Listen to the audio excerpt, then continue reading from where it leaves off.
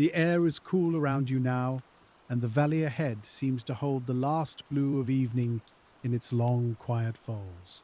Mist rests among the trees, not moving much, only thinning where the slopes rise steeply on either side, and the water below you carries a dim reflection of rock, cloud, and shadow.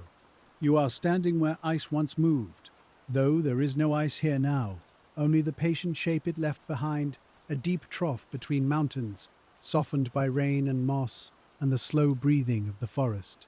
Everything feels lowered, as though the land itself has exhaled and settled into silence. The walls of the valley climb almost straight from the water, and they do not seem made for hurry, because they were shaped by something that took its time in a way almost beyond imagining, long before the trees rooted along these slopes, and long before the rivers learned their present paths.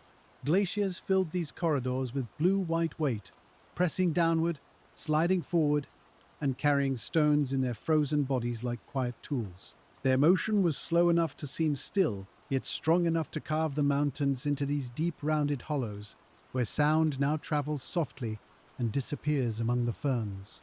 You can almost feel that ancient weight in the air. The valley does not look cut so much as held open, as if an enormous hand once rested here and then withdrew without a sound.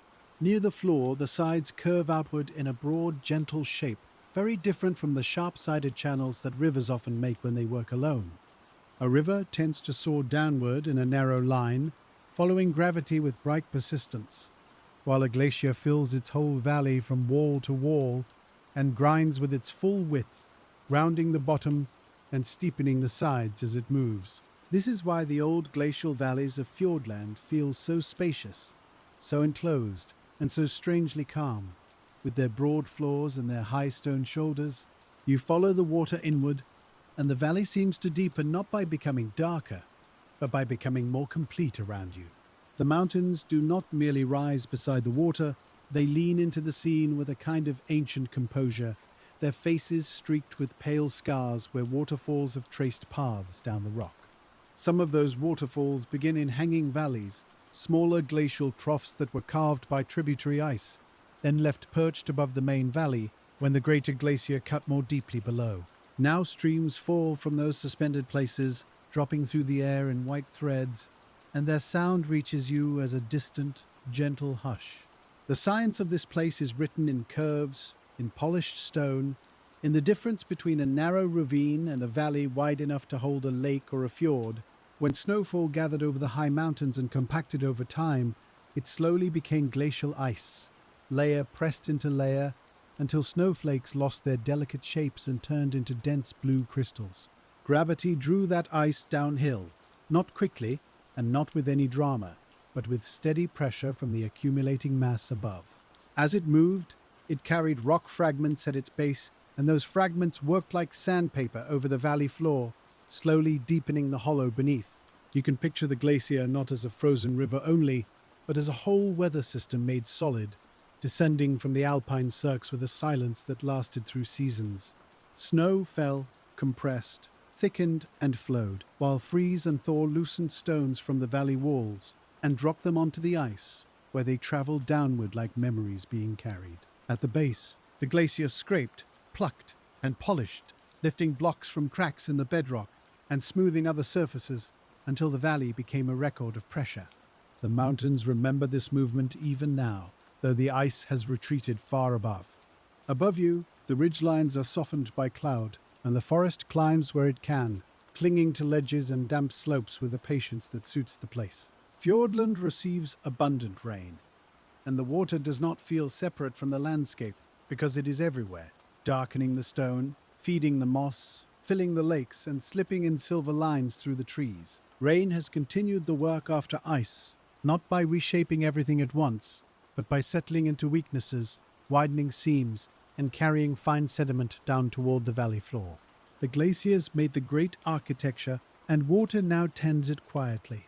Where the valley opens toward the sea, the shape becomes even more still, because some of these glacial troughs were cut below present sea level before the ice withdrew. When the glaciers melted back, the ocean entered the over-deepened valleys, filling them with dark salt water and creating the long, steep-sided fjords that make this coast feel like a drowned mountain world. The water there is not merely beside the land. It seems woven between the cliffs, resting in the places where ice once lay thick and heavy. In that meeting of mountain and sea, the old glacier is still visible, though only through absence. You drift in thought along one of these long, flooded valleys, where the surface is dark and smooth enough to reflect a cliff almost perfectly. Beneath that surface, the basin may be deeper than the sill near its mouth, because a glacier often carved most powerfully where its ice was thickest, leaving a deep inner hollow and a shallower threshold near the open coast. This can make fjords feel like hidden bowls of water set into the mountains, sheltered from the full movement of the sea and layered with fresh rainwater above salt water below. Even the water has a memory of shelter. The light changes slowly as cloud thickens over the peaks, and the valley takes on the soft green shade of wet stone and leaves. Ferns spread across the lower slopes, beech trees stand in quiet ranks where the ground allows them, and every surface seems to gather moisture as naturally as a sleeping breath. The living forest is young compared with the valley form beneath it, but it has learned the glacier's shape, following the contours and ledges, rooting in pockets of soil collected after ice released the stone. Life has not erased the glacial past, it has softened it. There is comfort in that thought, because the valley is not a monument to something ended, but a place where old forces and present life rest together. The ice carved the basin, the rain filled and polished it, the rivers stitched paths across its floor, and the forest came afterward with moss, leaves, birds, and the damp scent of earth. Nothing here needs to hurry into a final form, because the landscape is always becoming itself at a pace too slow to trouble the evening. You can stand within that slowness and feel your own breathing become part of the quiet. Higher on the slopes, where cloud drifts through notches in the ridges, there may be small basins shaped like amphitheaters, the old birthplaces of glaciers. These are cirques, rounded hollows where snow accumulated and ice began to form, sheltered from sun, and held by the mountain walls until it grew thick enough to flow. Over long ages, the ice gnawed backward into the headwalls, steepening them and deepening the basins, so that even after the glacier vanished, the mountain retained a curved, sheltered cup. Some hold small lakes now, dark and still, like eyes looking upward at the sky. From those upper hollows, ice once moved into narrow beginnings of valleys, gathering with other streams of ice, until a single larger glacier filled the main corridor below. Where two glaciers met, they carried their rocky debris together in dark lines called medial moraines, long ribbons of stone held within the ice, and slowly transported down the valley. At the margins, rock fell from the walls and gathered along the sides, marking the glacier's edges with lateral moraines that could remain after melting as low ridges of unsorted sediment. These traces are humble, but they are eloquent to anyone who knows how to look. Down on the valley floor, the sediments tell another part of the story, because glaciers do not sort their loads neatly the way rivers often do. They carry clay, sand, pebbles, and great boulders together, then release them when the ice melts, leaving a mixture called till spread across the ground. Later streams may rework that material, washing finer grains away and arranging stones into bars and flats, while lakes may collect soft layers of silt in their quiet depths. Under your feet, the valley floor is not just ground but a slow archive of release. The rocks themselves, where they show through moss and rain, may be smoothed into forms that reveal the direction of vanished ice. Some surfaces are polished by abrasion, while others bear scratches known as striations, made when stones frozen into the glacier's base were dragged across bedrock. In certain places, the rock may be rounded gently on the side facing the old ice flow, and steeper on the side where blocks were plucked away, forming shapes that quietly point downstream. The land keeps these signs without needing to announce them, and their language is one of touch. As you continue through the valley, the scale begins to settle into you, not as something overwhelming, but as something spacious enough to rest inside. The cliffs are high, the water is deep, the forest is dense, and yet all of it feels held in a single, slow form made by ice that moved like a dream across stone. The valley is not empty where the glacier has gone. It is full of the glacier's absence, full of the shape left when pressure, cold, and gravity completed their long work. Absence can be gentle here. The rivers that now cross the floor seem delicate by comparison, bright and flexible threads, moving through gravel and shadow. They did not carve the main valley from the beginning in the way a river carves a canyon, though they continue to revise it, carrying sediment, shifting channels, and feeding lakes with cold water from the heights. After the glaciers withdrew, rivers inherited the troughs and began to make them livable for smaller forms of change, tracing loops through the broad floors where ice once pressed from wall to wall. Their work is a whisper after the glacier's long, slow song. In some places, the valley floor is interrupted by a lake, its surface dark beneath the mountain walls, and its depths held in an overdeepened basin. A glacier can excavate below the level of the outlet, especially where softer rock or thick ice allows more intense erosion, and when the ice melts away, water gathers in that hollow. Such lakes can be long, narrow, and very deep, mirroring the shape of the glacier that carved them, with steep sides and a floor that drops quickly from the shore. The lake is a stillness poured into a glacial form. You might stand at the edge of that water and notice how it seems to receive everything without hurry. Rain touches it and disappears. Waterfalls thread into it from hanging valleys, fine sediment drifts through it in pale clouds, and the reflection of the mountains wavers only when a faint breeze moves along the surface. Below, the water may hold layers of temperature and suspended minerals, and in its deep parts, the silence is close to the silence that once lived under ice. The lake is not the glacier, yet it carries its outline faithfully. The forests around these valleys are part of the quiet ecosystem that followed the ice, and their growth depends on the patient making of soil. When glaciers retreat, they can leave bare rock, raw till, and unstable slopes, places that first receive lichens, mosses, and hardy plants able to live with little nourishment. Over time, organic matter gathers, roots open small spaces in the sediment, and the thin beginning of soil becomes deep enough for shrubs and trees. This succession is not a straight line or a race, but a gradual settling of life into stone. In Fjordland, where rainfall is generous and clouds often linger, that settling can become lush and green, with moss softening trunks and ferns leaning towards every trickle of water. The forest does not hide the glacial valley so much as dress it in a living skin, revealing the shape beneath by the way trees climb, stop, and begin again on ledges. Where slopes are too steep, rock shows through in dark faces, and where a small shelf catches soil, vegetation gathers like a quiet thought. The valley becomes a conversation between stone and leaf. Bird song may be sparse in the damp evening, or it may arrive from somewhere unseen, softened by distance and mist. The creatures here live among the forms left by ice, using the shelter of the forest, the braided rivers, the lake margins, and the wet understory that thrives where rain is frequent. Insects move through leaf litter, birds search among branches, and small plants occupy cracks where minerals, water, and a little fallen matter have made a place for roots. The glacier shaped the room, and life has been arranging itself within that room with care. There is no need to imagine the old ice as harsh, because in this telling it is simply patient, immense, and responsive to gravity. It thickened when climate allowed snow to survive through summers, and it thinned when warmth returned, advancing and retreating over long cycles that reshaped the mountain valleys each time. The ice did not intend to carve beauty, yet beauty remains, because process and form can become inseparable when enough time passes through them. The valley is what happens when time becomes visible in stone. As you move deeper into the idea of the landscape, you can feel how the mountains guided the glaciers as much as the glaciers shaped the mountains. Pre-existing river valleys and structural weaknesses in the rock gave the ice pathways to follow, and once the ice occupied those paths, it widened, deepened, and smoothed them into the glacial forms you see now. In this way, the valley is not the work of one force alone, but of uplift, weathering, flowing water, snow accumulation, ice motion, and eventual melting.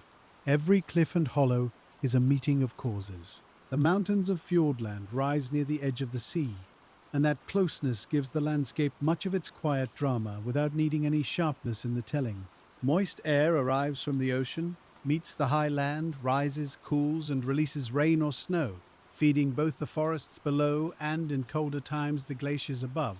This connection between sea and mountain helps explain why ice could grow in such powerful forms here, because the landscape offered both elevation and moisture, the two gifts a glacier needs to begin.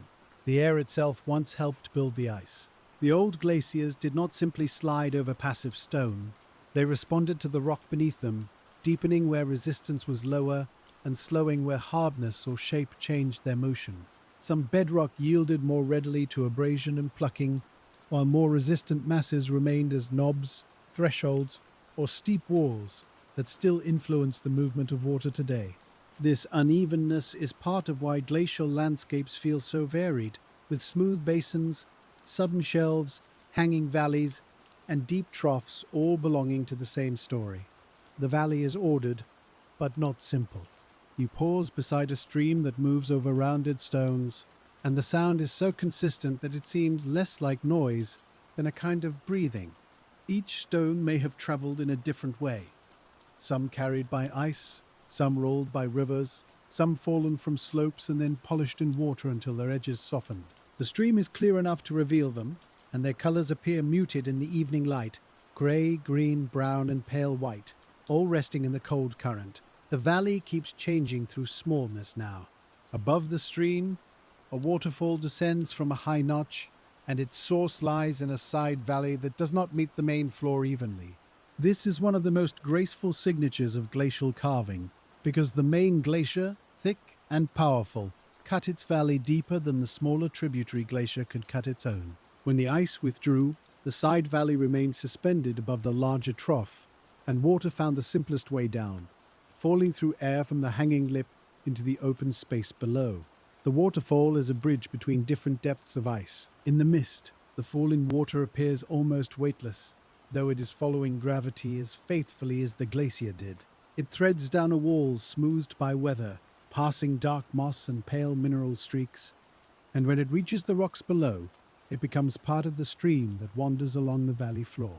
Nothing is separate for long here, because snow becomes ice becomes water, water becomes river, river becomes lake, and lake may open toward the sea. The whole landscape is a slow return. The deeper you listen to this place, the more the valley seems to ask for a different sense of time. Human days pass in light and darkness, in meals and footsteps, in the small arrangements of ordinary life, while glacial time gathers through snowfall, compression, flow, erosion, and retreat. A glacier may move only a little each day, yet across centuries it can alter the profile of a mountain valley so completely that every later river must follow its design. To rest in this thought is to let the mind become wide.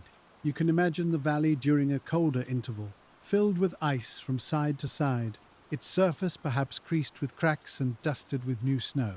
The lower forest would not have been here in the same way, and the present water surfaces would have been hidden or locked beneath moving ice, while the high ridges rose like islands above a frozen tide. Yet even then there would have been stillness, the kind that comes not from emptiness, but from slow, continuous pressure. The glacier's silence was not absence of action. At its base, meltwater may have flowed in hidden channels, lubricating the ice and carrying fine rock flour away from the grinding bed. Rock flour is the powder made when glacier and stone meet over long periods, and in rivers or lakes it can give water a pale, milky or blue-green color when light scatters through it. This fine sediment is one of the softest-looking products of one of the most powerful landscape processes on Earth, and it reminds you that strength can leave behind something almost luminous. Even erosion has its soft side. When the climate warmed and the ice began to withdraw, the valley did not suddenly become the place you see now. Ice thinned, margins collapsed, meltwater streams shifted, lakes formed behind ridges of sediment or in overdeepened basins, and newly exposed slopes began the long process of weathering under rain, frost, and root. Some rocks, no longer supported by ice, loosened from steep valley walls and joined talus slopes below, while finer sediment settled into flats, where plants would eventually grow. Deglaciation was a gradual unveiling. There is tenderness in imagining that unveiling, because the landscape was not completed in a single moment, but revealed surface by surface, as the ice drew back. First came bare stone and raw sediment, then mosses and lichens, then the first scattered plants, then soil deepened enough to hold more complex life, until the valley's present green returned over the glacial shape. The forest did not conquer the valley. It arrived softly, following moisture and time, covering what it could and leaving the steepest walls open to cloud. Life came in layers. As dusk settles more deeply, the valley's details seem to merge into broader tones: dark water, darker trees, pale ribbons of falling water, and high slopes fading into cloud. This is when the shape becomes easier to feel than to analyze, because your eyes no longer chase every feature, and the whole trough gathers around you as one continuous gesture. The U-shaped profile, the hanging valleys, the lake basin, the steep walls, and the distant mouth toward the sea all belong to a single glacial sentence written across the land. You are inside that sentence now. The valley floor under your imagined steps is broad, because the glacier occupied space differently from a river, and this difference matters in a quiet, almost restful way. Rivers concentrate energy in their channels, cutting downward and making V-shaped valleys where slopes meet at a narrow bottom, while glaciers press against both bottom and sides, widening as well as deepening. The result is a cross-section that feels open and rounded, a trough made by the whole body of the ice, rather than a thin line of water. This is the valley's signature. In places where the glacier encountered a bump of resistant rock, it may have smoothed the upstream side and plucked the downstream side, creating asymmetrical forms that show the old flow direction. In places where ice thickened at valley junctions or bends, erosion may have intensified, producing basins that later became lakes or deep fjord waters. In places where tributary glaciers joined, their smaller valleys were left high, and water now falls from them in long silver threads. Each feature is a quiet variation on the same motion. You do not need to hold every term tightly, because the valley can be understood through feeling as much as through vocabulary. The rounded floor is abrasion, the steep wall is deepening, the perched waterfall is uneven carving, the lake is overdeepening, and the fjord is the sea entering a valley that ice cut below its present level. The science sits calmly beneath the beauty, not interrupting it, only giving the mind a deeper place to rest. Knowledge can become soothing when it moves at the pace of the landscape. The rain begins lightly, or perhaps it has been there all along, so fine that it felt like mist until the leaves started to shine. In Fjordland, rain is one of the landscape's quiet continuities, feeding moss, streams, waterfalls, and the dark surfaces of lakes that lie in glacial hollows.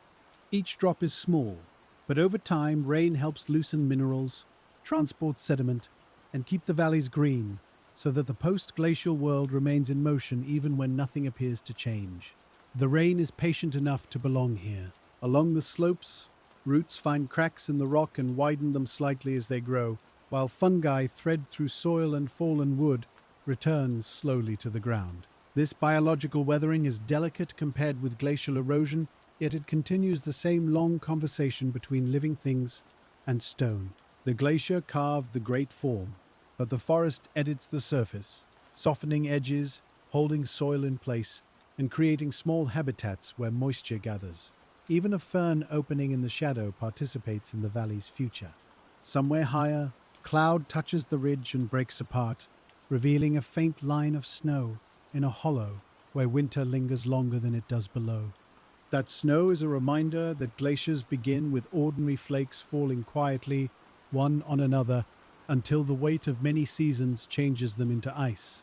There is no need for spectacle in their beginning, only cold, accumulation, and time enough for air to be pressed from the snowpack. The enormous valley begins, in a sense, with snowflakes. It is peaceful to think of such small beginnings, because the mountains were shaped not only by immense ice, but by countless delicate arrivals. Flake by flake, layer by layer, snow became fern and then glacial ice, and that ice, under its own mass, became capable of flowing down valleys and reshaping them. The transformation was slow, and because it was slow, it could become powerful without ever seeming hurried. The valley teaches that gentleness and strength are not opposites. As you continue inward through the valley, the sound of the stream seems to keep pace with your breathing, while the cliffs lean into shadow.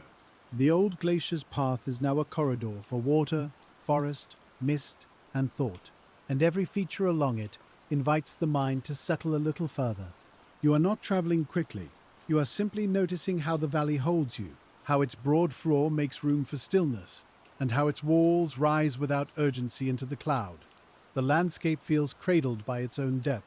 There are places where the rock walls show long vertical stains from minerals carried by water, and these stains resemble slow brushstrokes on a surface polished by older forces. Waterfall spray nourishes mosses near the base, while the upper ledges remain bare where soil cannot easily gather, making a pattern of green and grey that changes with every season. Beneath all this present texture lies the older shape made by ice, as steady as a sleeping body beneath a blanket. The valley has both surface and memory.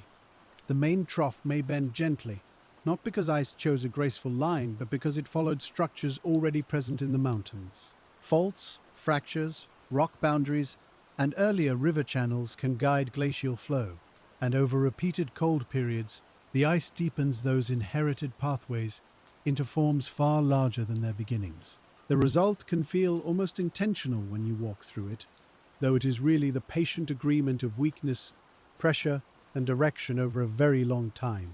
Nature's designs often arise from following. Where the valley narrows, the walls may seem closer, and the water may darken as shadow gathers earlier between the slopes. Where it widens, the floor may hold wetlands, gravel flats, or a quiet lake edge, each one arranged by the way sediment settled after ice and meltwater moved through. These changes are not interruptions. They are the valley breathing in and out along its length, sometimes enclosed, sometimes open, always shaped by the same glacial history. The land has a rhythm of its own. The glaciers that shaped Fjordland belonged to colder climates, when snow lines were lower and ice-occupied valleys that are now green with rainforest. Their advance and retreat were part of larger patterns in Earth's climate, influenced by orbital cycles, atmospheric changes, ocean circulation, and regional weather. Though here, those broad patterns became intimate, translated into ice against stone. The whole planet's slow variations were written into this one valley, not as a theory, but as shape, depth, and water. A global rhythm became a local hush. You can feel that hush in the way the valley seems older than any sound moving through it. A bird call passes and fades, rain ticks softly on leaves, a stream turns over stones, and still the main form remains, wide and deep, and almost dreamlike in its composure. The glaciers are gone from this valley, yet their work is not past in the ordinary sense, because every reflection, every waterfall, and every shore follows the geometry they made. The past is present here, but quietly. Farther down, where the valley may meet a fjord, fresh water from rain and streams spreads as a lighter layer over denser seawater. In some Fjordland fjords, tannins washed from the surrounding forest can darken the surface water, reducing light below and creating unusual conditions for marine life in the sheltered depths. This is another example of how land, water, forest, and glacial shape interact, because the steep valleys gather rain and organic matter, then deliver them into the flooded troughs. Even the sea here is touched by forest. The fjord itself is a glacial valley with the ocean resting inside it, and that idea can feel wonderfully calm if you let it settle slowly. A place once filled with ice becomes a place filled with tide, and the same steep walls that guided the glacier now shelter dark water, reflections, and deep basins.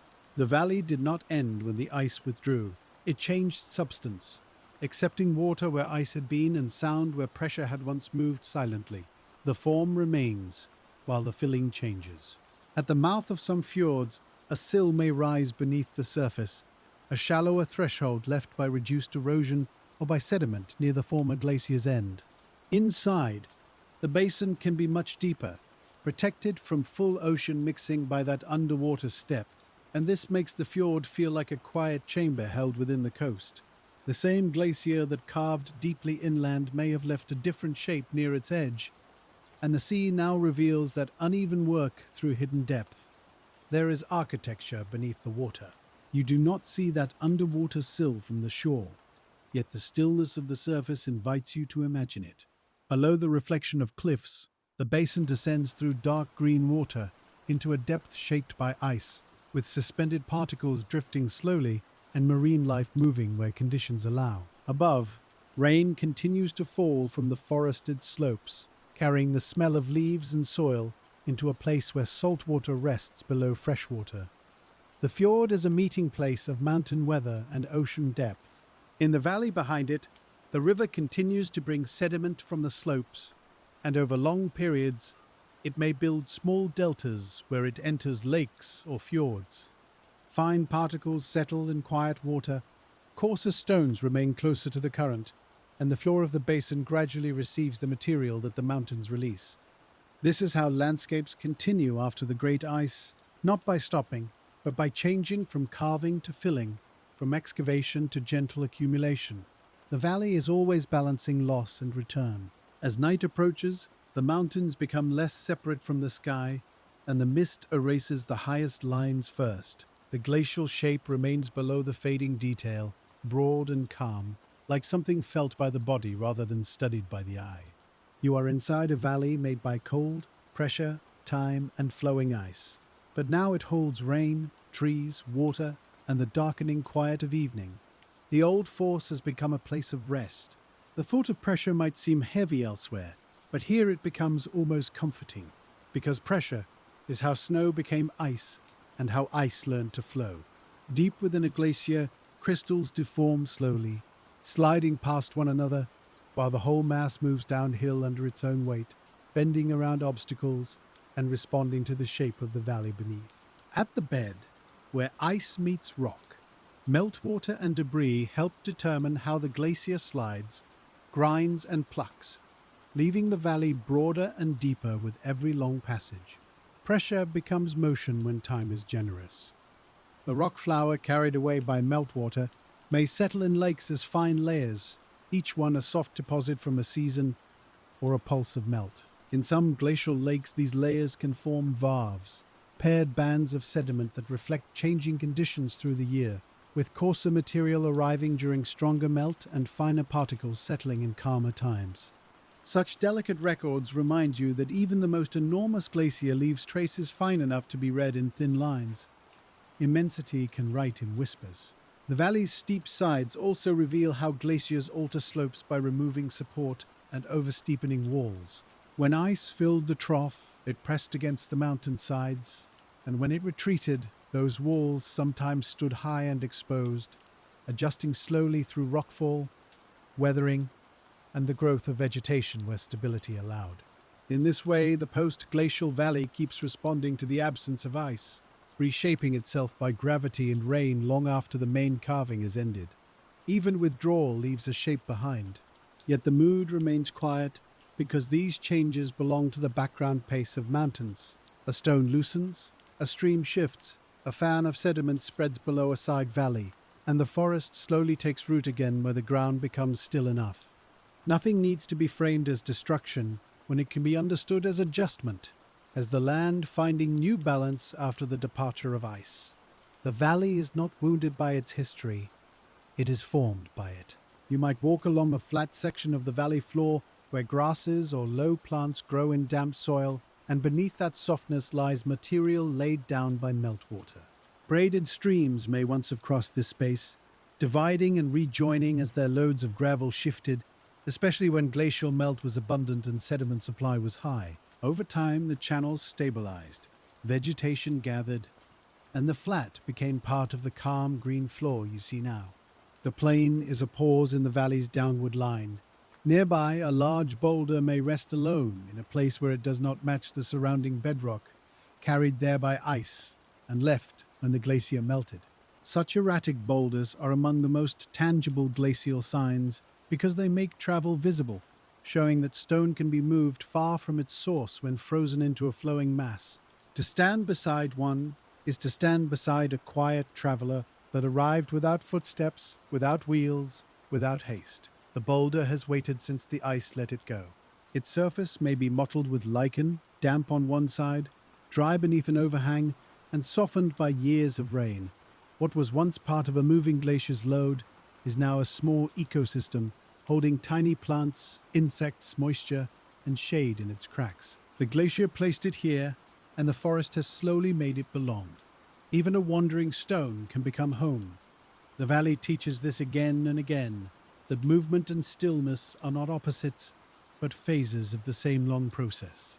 Ice moves and leaves still water, rock falls and becomes soil, rain descends and becomes root, sediment settles and becomes a floor for living things. A landscape is always passing from one condition into another, but because the passage is slow, it feels like peace. You can rest in that continuity. As the light drains from the valley, the water takes on a dark, polished tone, and the cliffs become layered silhouettes. The waterfalls remain visible a little longer than the rock, pale against the shadow, and their descent from hanging valleys seems to trace the difference between large ice and smaller ice in a single silver line. If you listen without trying too hard, you can hear the valley explaining itself through water, through echoes, through the soft persistence of falling. The science becomes sound. Some waterfalls may be seasonal, fuller after rain or snowmelt, while others continue steadily because the slopes and uplands above hold enough water to feed them. They follow fractures, ledges, and old glacial steps, descending from places where tributary valleys meet the main trough high above its floor. Their existence depends on both present water and ancient ice, and this layered cause gives them a deeper calm than appearance alone can offer.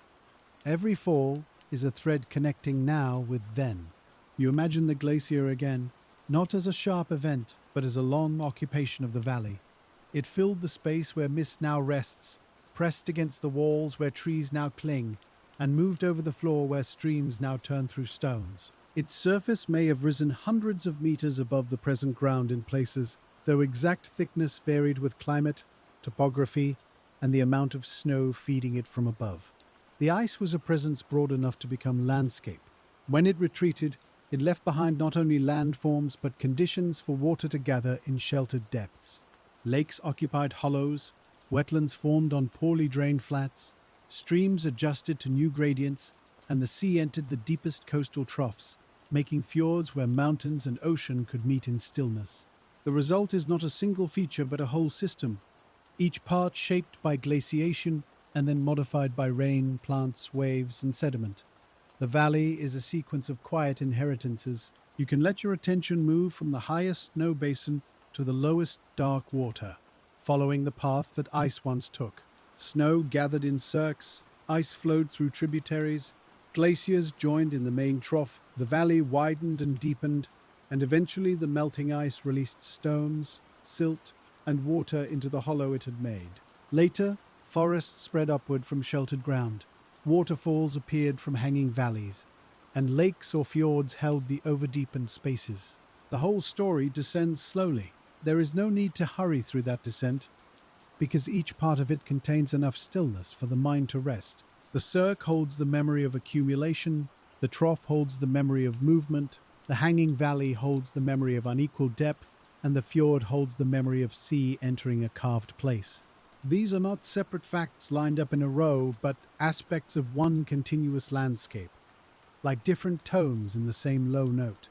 The valley hums with depth. Night has nearly settled now, though the water still holds a faint afterlight where the sky opens between clouds. The forest edges blur, the stream keeps its silver motion, and the mountains seem larger because their details have disappeared. In this softened darkness, the glacial valley becomes less like scenery and more like a sheltering form, a long hollow made by cold and time, now filled with damp air and the quiet persistence of life. The darkness is kind here. You breathe with the valley, and the story of Glaciers begins to feel less like a distant past than a slow rhythm underneath everything present. Each slope, each fall of water, each basin of lake or fjord has been influenced by the vanished ice. Yet nothing about the place feels frozen in memory. It is alive, but calmly alive, carrying forward the old shape while rain, roots, streams, and tides continue their smaller work. The valley is awake in a very quiet way, and as you continue deeper along the water where the glacial trough leads toward darker reflections, and the last color leaves the high cloud, the land seems to settle around you with even greater patience. The ancient ice is gone, but its passage remains in the widened floor, the steepened walls, the hanging waterfalls, and the deep basins that hold still water beneath the mountains. You are moving through a landscape made by slowness, and the slowness seems to enter you as you drift farther into the valley's calm. The farther the valley draws you inward, the more the rock seems to speak through its quiet surfaces, not in words, but in slopes and hollows and the softened shine of whetstone. You can imagine running your hand along a polished face beside the water, feeling where ice once pressed grit and pebbles against the bedrock, smoothing the roughness into a surface that now gathers rain.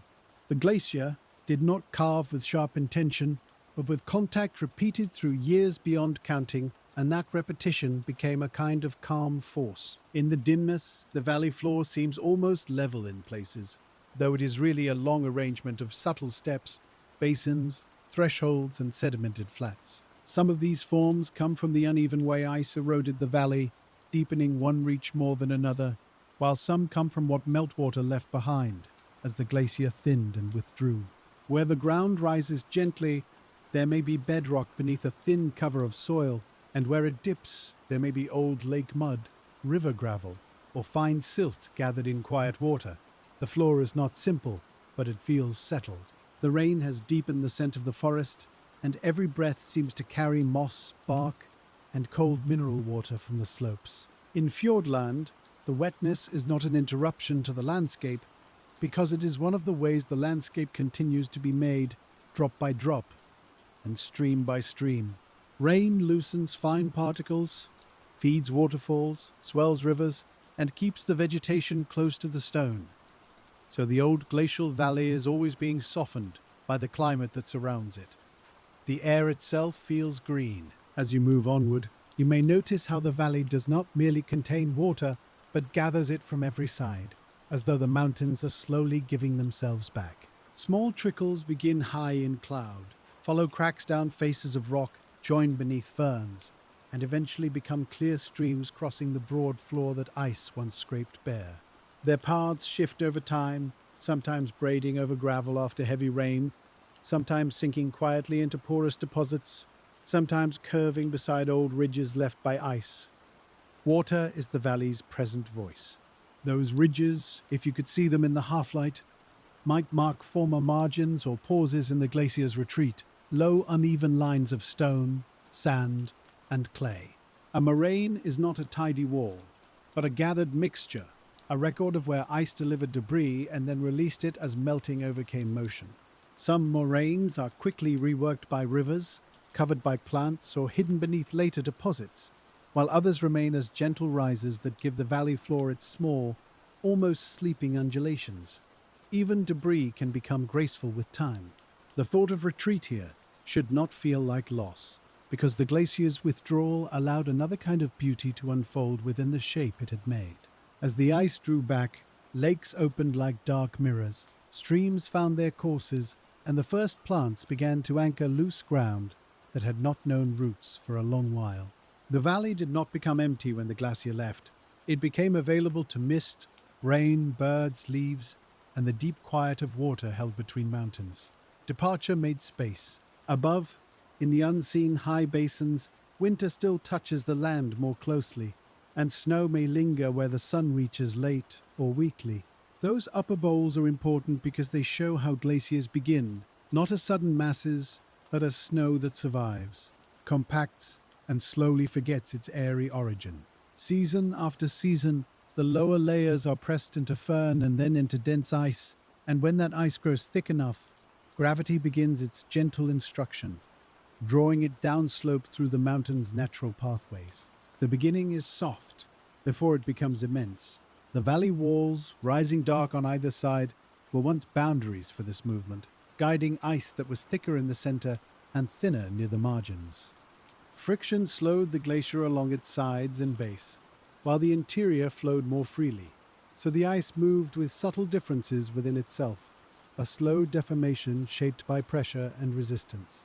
Crevasses may have opened where tension exceeded the ice's ability to bend, but even those belonged to a larger, steady motion that remained unhurried across seasons.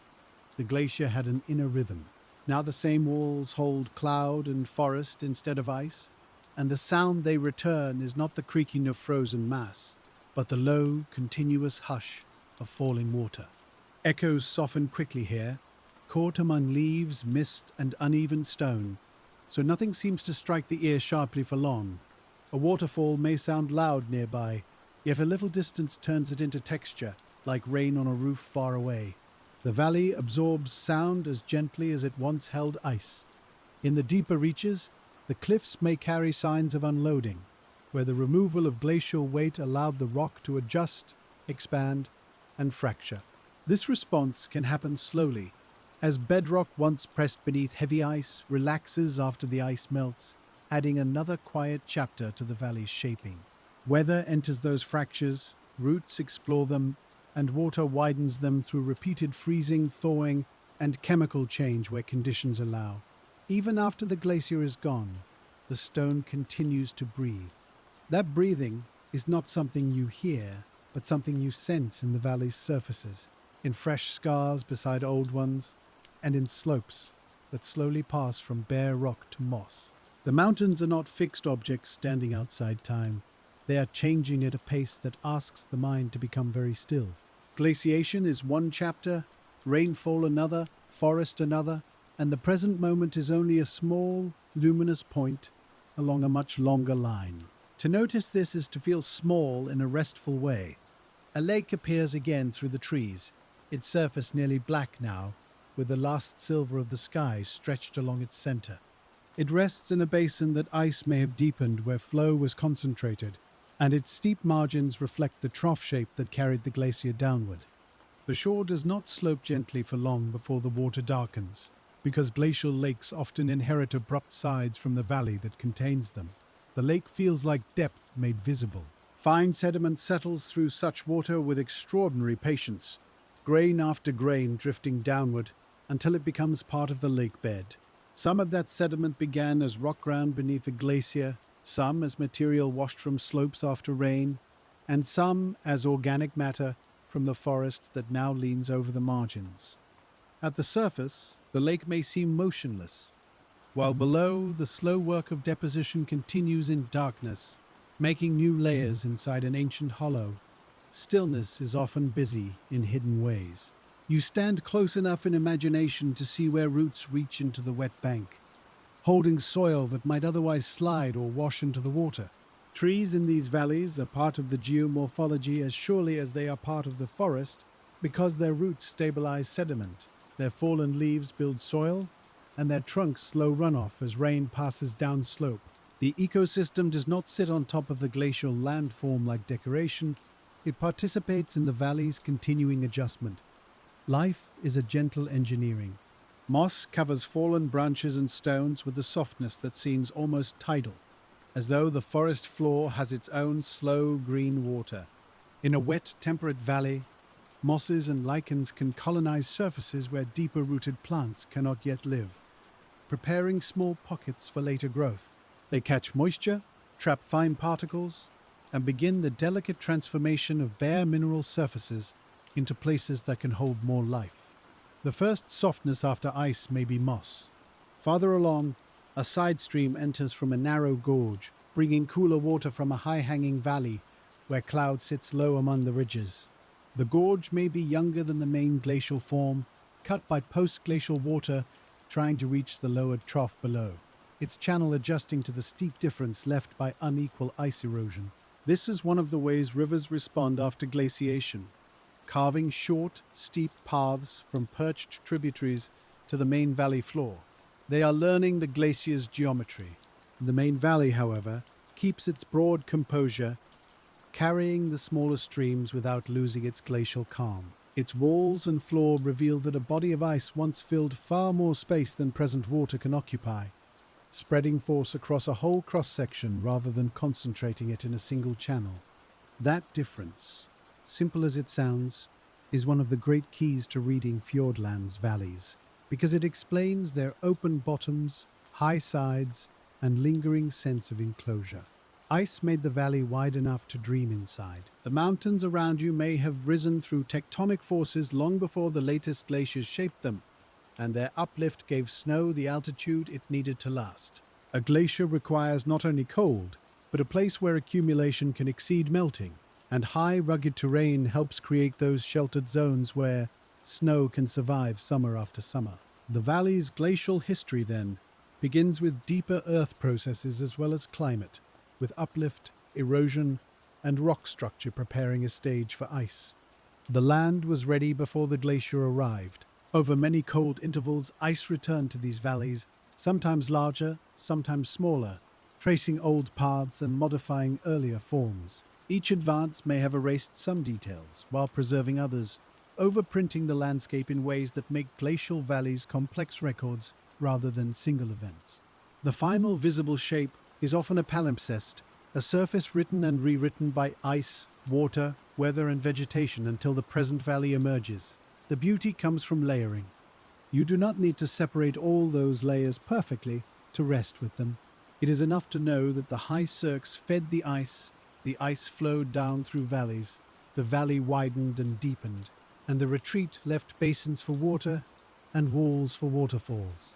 The details enrich the quiet, but they do not disturb it, because every explanation leads back to the same slow movement through cold mountain air. Understanding here feels like drifting rather than grasping. A pale band of mist forms over the lake, held close to the surface where cooler air meets water that has stored the day's faint warmth. It moves so slowly that it seems placed there, a thin veil stretched along the basin, softening the reflection of the cliffs and making the far shore uncertain. This kind of uncertainty suits a glacial valley at night, because the land's immense history is never visible all at once, only suggested by shapes that appear and fade. The mist is a kindness to the eye. The cliffs above the mist may show terraces or benches, some cut by ice, some formed by rock structure, some shaped by later erosion. These small ledges catch soil and vegetation, creating green shelves that interrupt the dark faces of rock and offer places where shrubs and trees can root. From below, they look like quiet pauses on the vertical rise, as though the mountain has given the forest a few narrow places to rest. Even steepness contains shelter. There may be scars where slabs have fallen, exposing fresher rock that has not yet darkened under weather and moss. Rockfalls are part of the valley's ongoing response to steep glacial walls, especially in places where fractures, rain, roots, and gravity work together over long spans of time. These events do not need to be imagined dramatically. They are simply part of how oversteepened mountainsides gradually settle toward balance. The valley keeps adjusting after ice. At the base of such slopes, talus collects in angular fans, and over time, plants begin to move into the spaces between stones. Fine material gathers, moisture lingers, seeds arrive, and what was once fresh, broken rock slowly becomes a slope with lichens, moss, shrubs, and small pockets of soil. The process is slow enough to seem almost motionless, yet it transforms the rawness of exposed stone into a living margin. Patience makes habitat. The more you attend to this valley, the more it seems that nothing here exists alone.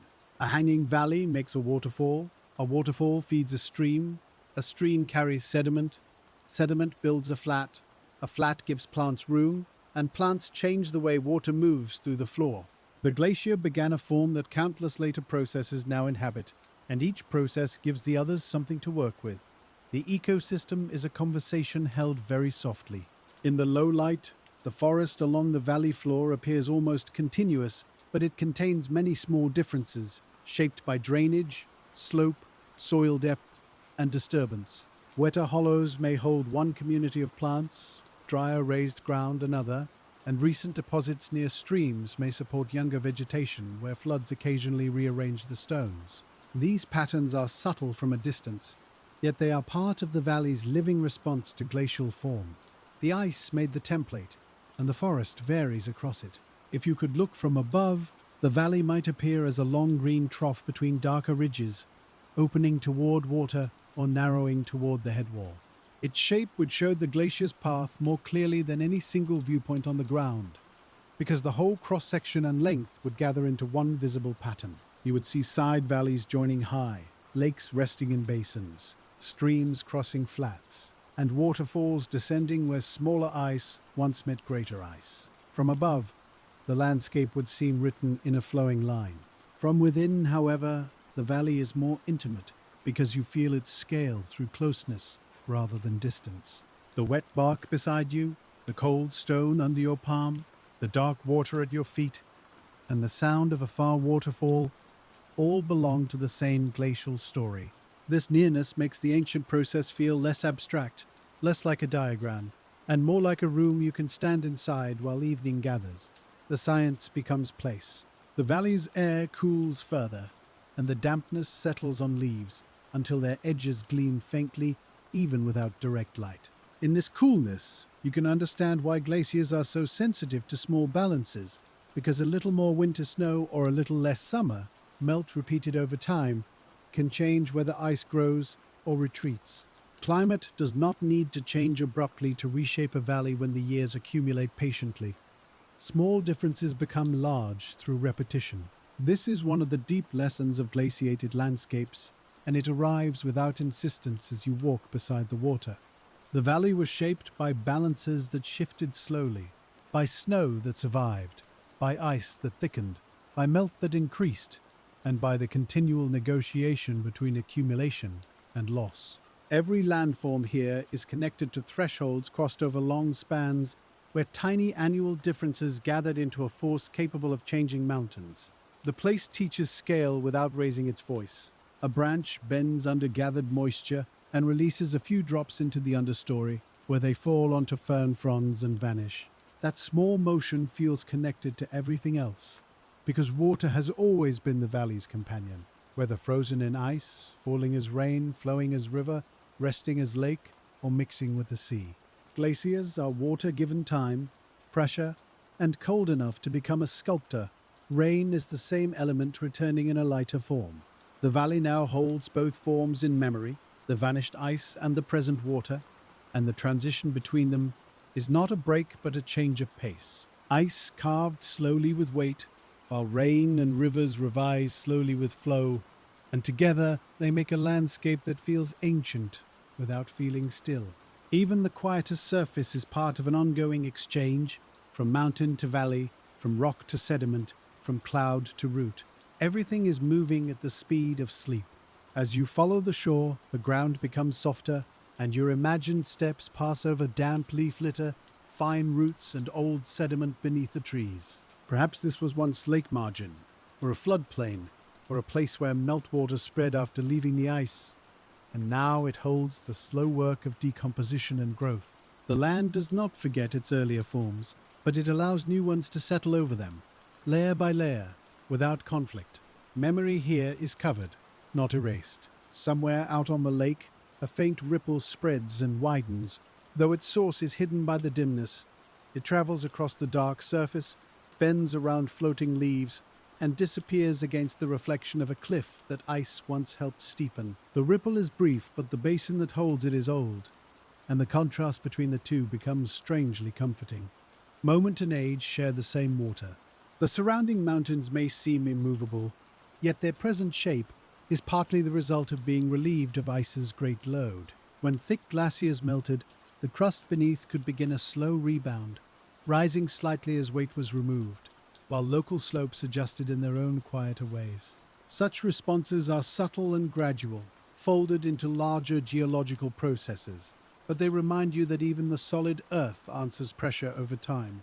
Stone has its own slowness. The valley's calm is not the absence of change then, but the presence of change stretched over lengths of time the body can rest inside.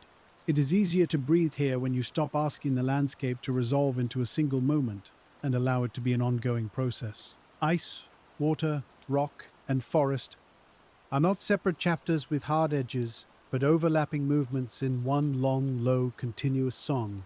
The song is almost below hearing. Ahead, the valley narrows slightly, and the waterway turns where bedrock or older structure guides it toward the next reach. Glaciers do not always flow straight, because they inherit the paths of pre-existing valleys and fractures, then enlarge them according to ice thickness, slope, and the resistance of the bed. At bends, erosion can concentrate differently, leaving complex patterns of overdeepening polished rock and sediment accumulation that later water must navigate. The valley's curves are remembered pathways.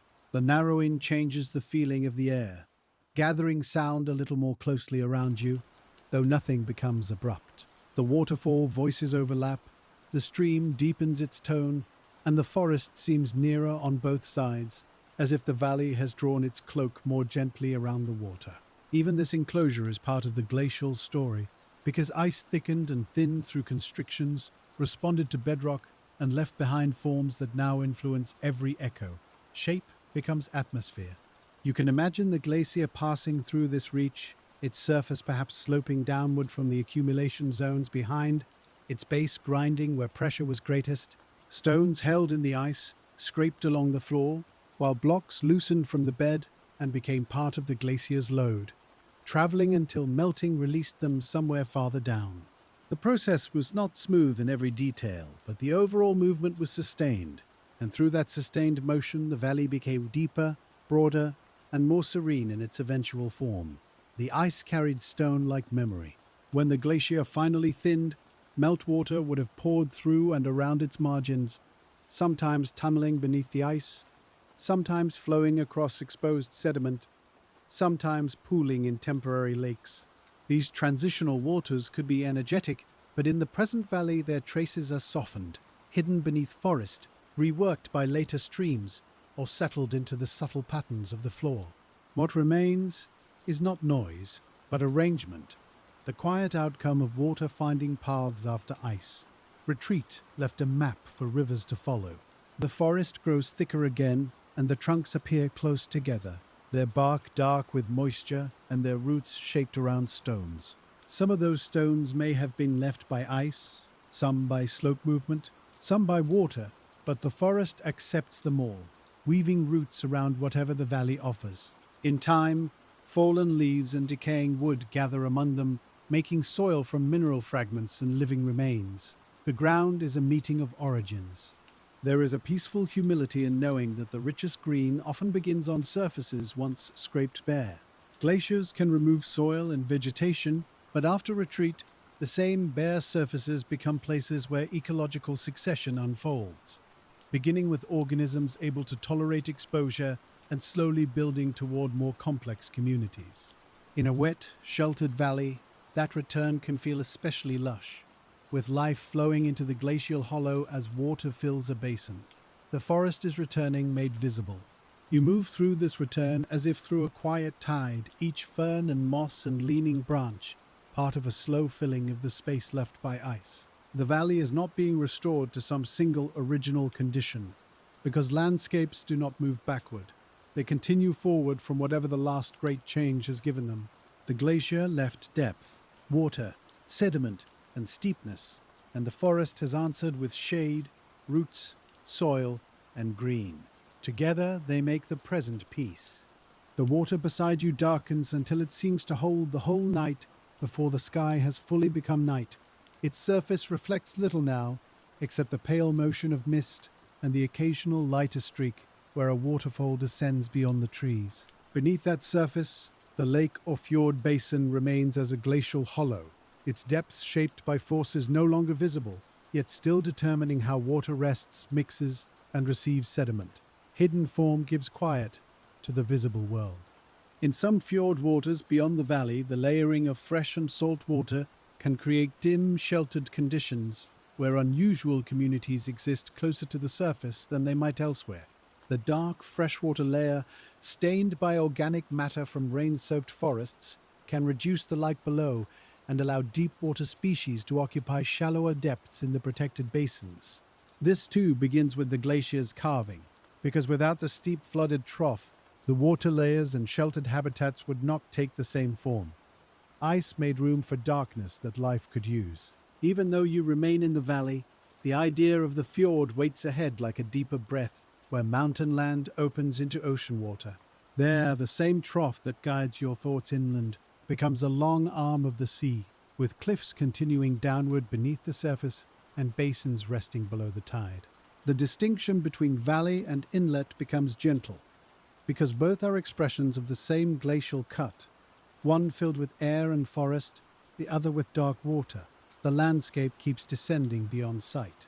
And as you drift with that thought, the valley's silence becomes wider, as though the mountains have lowered their voices for the night.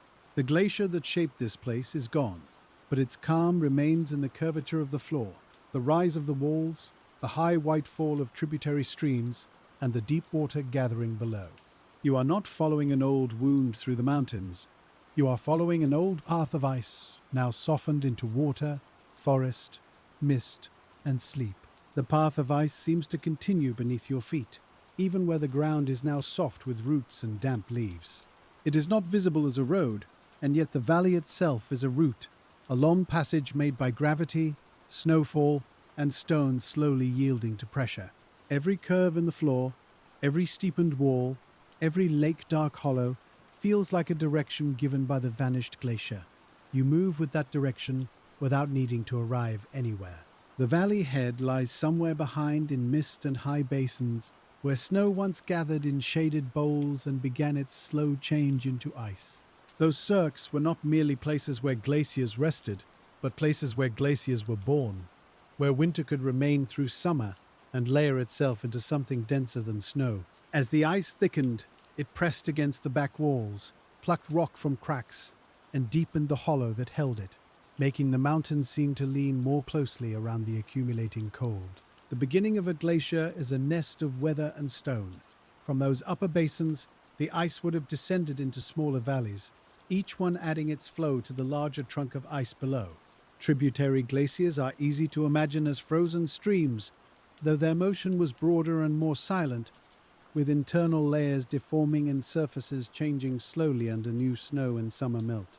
When they entered the main valley, their smaller power joined the greater current, and the combined glacier became capable of cutting a deeper trough than any side branch could manage alone. This joining left the height of hanging valleys behind.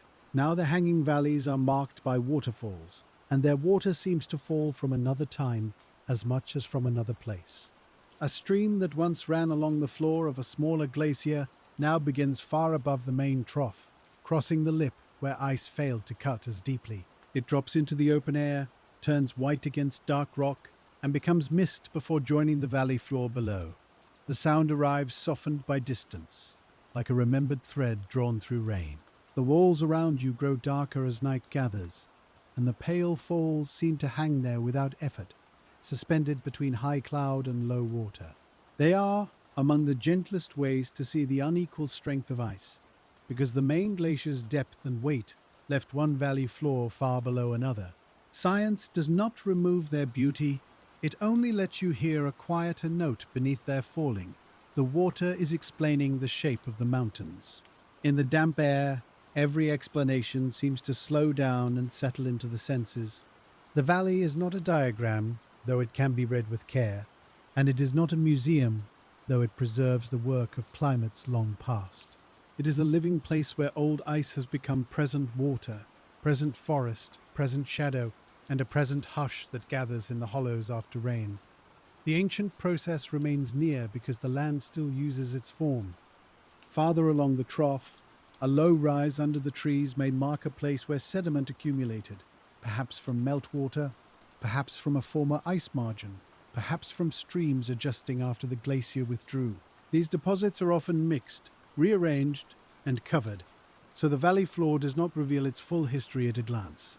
Yet, beneath roots and moss, the ground holds particles carried by ice, sorted by water, settled in lakes, or fallen from slopes after the valley walls were exposed. The floor is an archive written in grains. Gravel remembers energy, silt remembers stillness, and large angular stones remember a shorter journey from cliff to valley floor. When meltwater flowed strongly, it carried coarse material and built shifting bars, while quiet basins allowed fine rock flour to descend slowly through cold water. Over centuries, these deposits became the surfaces on which plants could root, streams could bend, and animals could move through the shelter of the valley. Sediment is memory made walkable. The thought is calming because it means even the ground beneath a fern has a long, layered patience. A plant may seem delicate beside the scale of a glacier, but it belongs to the later chapter of the same place, using the mineral inheritance left behind by ice and water. Its roots hold particles that once moved beneath a glacier's base or drifted through a glacial lake, and its leaves return organic matter to the soil when they fall. Life works with what remains. As you continue, the valley narrows and widens in gentle alternation, as if the land is breathing through its ancient stone throat. These changes may reflect differences in bedrock, the meeting of tributary ice, or the varying thickness and speed of the glacier as it moved through bends and thresholds. Where ice was thicker or more confined, erosion could deepen the floor more strongly, and where resistant rock rose beneath it, a sill or step might survive. The valley's shape is a record of changing force.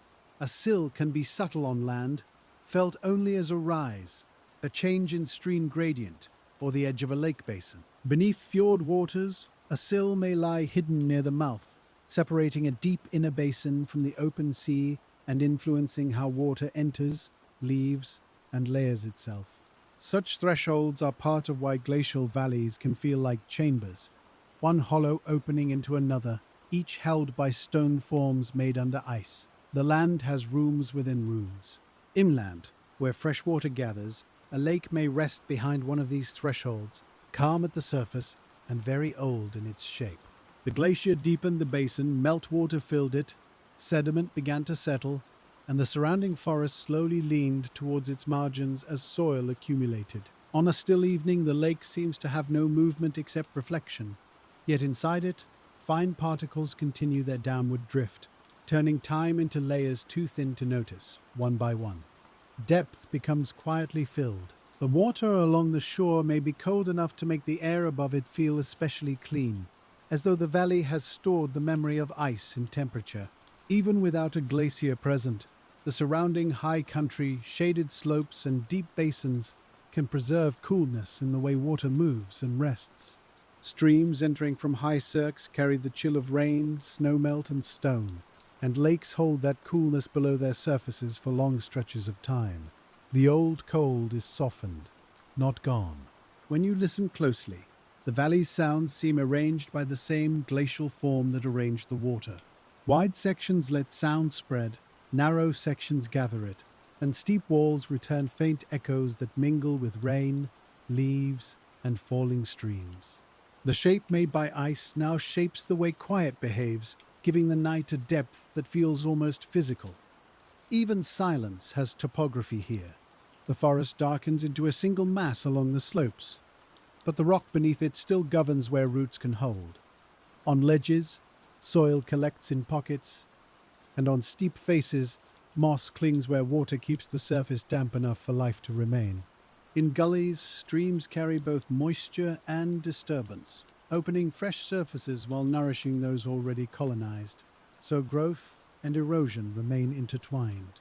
The forest follows the contours of stone. This following is one reason Fjordland's valleys feel so complete, because nothing seems separate from the shape that carries it. Trees lean according to slope and light, waterfalls descend according to hanging valleys and fractures, lakes occupy overdeepened hollows, and rivers inherit gradients left behind by retreating ice. The ecosystem is not placed upon the glacial landscape, it is threaded through it, responding to every hollow, rise, and wet edge. Life becomes form translated into green. You pass in thought beside a wall where moisture has made the rock shine darkly, and faint streaks run downward like slow writing. Those streaks may mark mineral-rich seepage, small seasonal flows, or pathways where water follows fractures opened by weathering and stress. Each one is slight compared with the glacier that once pressed there, yet each continues the patient work of altering rock in the valley's present climate. The mountain is still being touched. In colder seasons, freeze and thaw may widen cracks, especially higher on the slopes where temperatures pass repeatedly across the point of freezing. Water enters a fracture, expands as it turns to ice, and adds a little pressure, not enough to transform the mountain at once, but enough to matter when repeated through many cycles. Pieces loosen, gravity receives them, and the valley floor slowly gains new rock from the walls above. Weathering is persistence without drama. The glacier also used cracks, though in another way, because plucking depended on water, pressure, and existing weaknesses in the bedrock. Meltwater could enter fractures beneath or beside the ice, freeze again, and help loosen blocks that were then dragged away by the moving glacier. Abrasion smoothed, plucking roughened, and together these processes gave glacial valleys their mixture of polished surfaces and steep broken faces. Ice shaped through both rubbing and release. You can hold that pair of actions gently in your mind, smoothing and loosening, polishing and lifting, as two slow gestures of the same frozen body. One left shining bedrock, scratched lines and rounded forms, while the other helped steepen walls and deepen basins by removing larger pieces from the valley floor. The result is neither purely soft nor purely rugged, but a balance of curves and cliffs that makes the valley feel ancient and sheltered. Its beauty is balanced by difference. The river ahead moves through stones with a low, continuous murmur, and the sound seems to fold itself under the hush of rain. It is working on a smaller scale now, cutting, carrying, sorting, and laying down sediment within the broad glacial trough it inherited. Rivers can never be dismissed as minor, because given enough time they reshape valleys too. But here their present channels remain enclosed by the larger form that ice gave them. Water now edits what ice composed. Along the river's edge, rounded pebbles lie in overlapping patterns, with finer sand caught in pockets behind larger stones. During high flow, the river may lift and roll these pieces downstream, arranging them by size and weight in ways that reveal its energy. During calmer flow, the same stones rest beneath clear water, and their wet surfaces gleam faintly under clouded light. The river's work is visible in small order. A little farther from the channel, the ground becomes more stable, and the forest thickens where floods reach less often. Soil there may be deeper, leaf litter richer, and roots more interwoven, so the floor feels softer and more continuous beneath the canopy. Yet even this apparent stability is part of a long adjustment, because floodplains shift, slopes shed material, and organic matter builds over mineral surfaces left by glacial and meltwater processes. Stability is only slow movement. The valley invites you to become comfortable with that idea, to let change lose its sharpness and become something broad, quiet, and almost breathing. The glacier changed the mountains by moving slowly, the rain changes them by falling often, and the forest changes them by growing, dying, and returning itself to the soil. Nothing in this place needs haste to be powerful, and nothing needs loudness to be real. The whole valley is made of patience. Above the tree line, where you cannot see clearly now, the higher slopes may still carry traces of old ice limits and periglacial weathering. Ridges sharpened between cirques, arêtes formed where glaciers eroded on both sides, and high passes may have been lowered or widened by ice moving through weaknesses in the divide. These alpine forms feed the feeling of depth below, because the valley's calm floor is connected to sharp, high places shaped by the same cold history. The mountains gather contrast into one landscape. A horned summit, if visible in morning light, might rise where several cirques cut back into a peak from different sides. Even when hidden by cloud, such forms belong to the wider glacial system, showing how ice does not only carve downward valleys, but also sculpts the high architecture of ridges and basins. In Fjordland, cloud often conceals these upper shapes, letting them be felt as presence rather than inspected as detail. Concealment can be peaceful. Now, with night deepening, the upper valley becomes imagination, while the lower valley remains touch, sound, and coolness. You do not need to see the cirques to know they are there, feeding streams, holding snow in winter, and preserving the memory of where ancient ice once gathered before descending. Their hiddenness suits the slow mood of the place, because glacial landscapes often reveal themselves gradually, one feature at a time, as weather and attention allow. The unseen can still guide the mind. The mist thickens over the water, and the far bank becomes a dark suggestion rather than a clear line.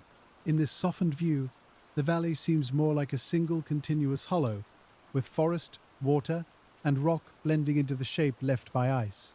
Detail recedes, structure remains, and the mind can rest on the simple fact of being held between mountains. The trough is enough. You breathe more slowly, and the valley seems to breathe with you through rain, stream, and leaf. The air moving down from the slopes carries the coolness of wet stone, while the water beside you holds the deep basin's stored night. Somewhere high above, droplets begin their descent from cloud to cliff to stream, repeating in miniature the downward journey that glaciers once made in another form. Water keeps returning to the path. This repetition does not feel mechanical, because every descent is slightly different, shaped by season, weather, temperature, and the changing surfaces it crosses. A snowflake may linger, a raindrop may run quickly, a stream may carry silt, and an ice mass may take centuries to pass through the same valley.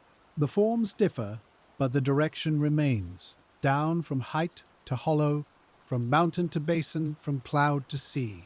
The valley teaches continuity through variation. At times, the old glacier might have extended far enough toward the coast to shape the lower valleys and fjords in one connected body of ice.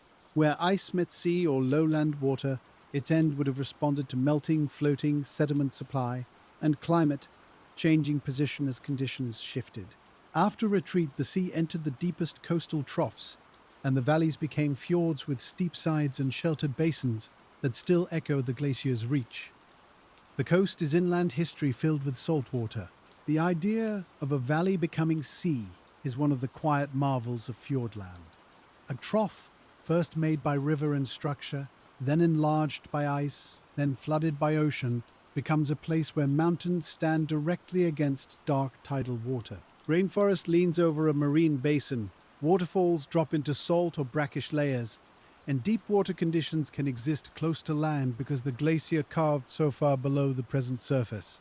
The sea rests in an old footprint of ice. In such places, the boundary between geology and ecosystem grows wonderfully thin.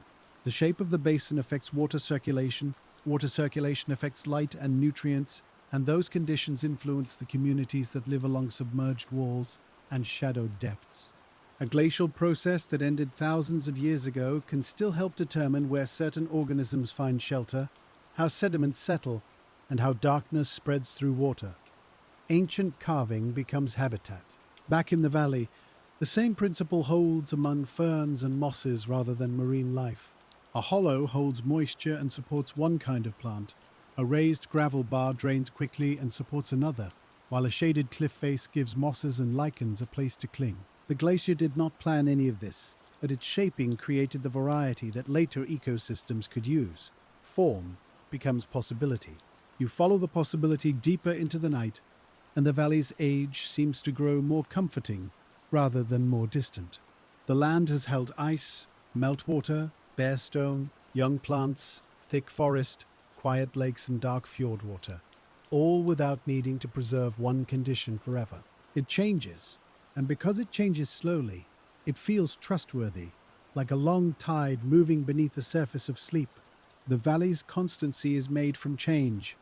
A low cloud slips between the slopes, and for a while the upper walls disappear completely. What remains is the near sound of water and the sense of mountains around you, enormous but softened, present but unpressing. In this clouded darkness, the glacial trough is less an object than an embrace, a space opened by ice and filled now with moisture and breath. The land feels hollowed for quiet. The hollowness matters, because carving is not only removal, it is the making of room.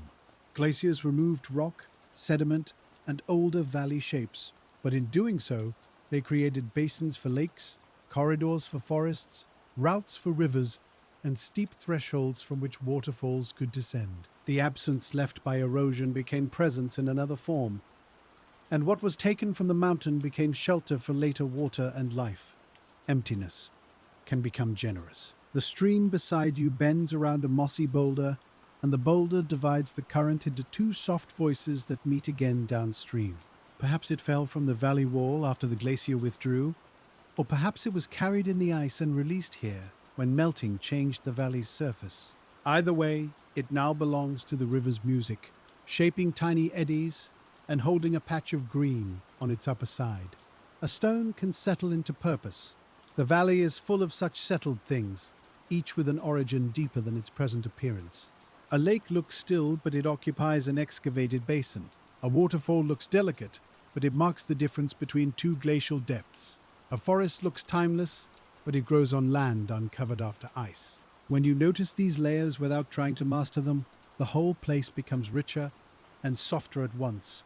The mind can rest in layered understanding. You continue without hurry, and the path, if there is a path, seems secondary to the slow inward movement of attention.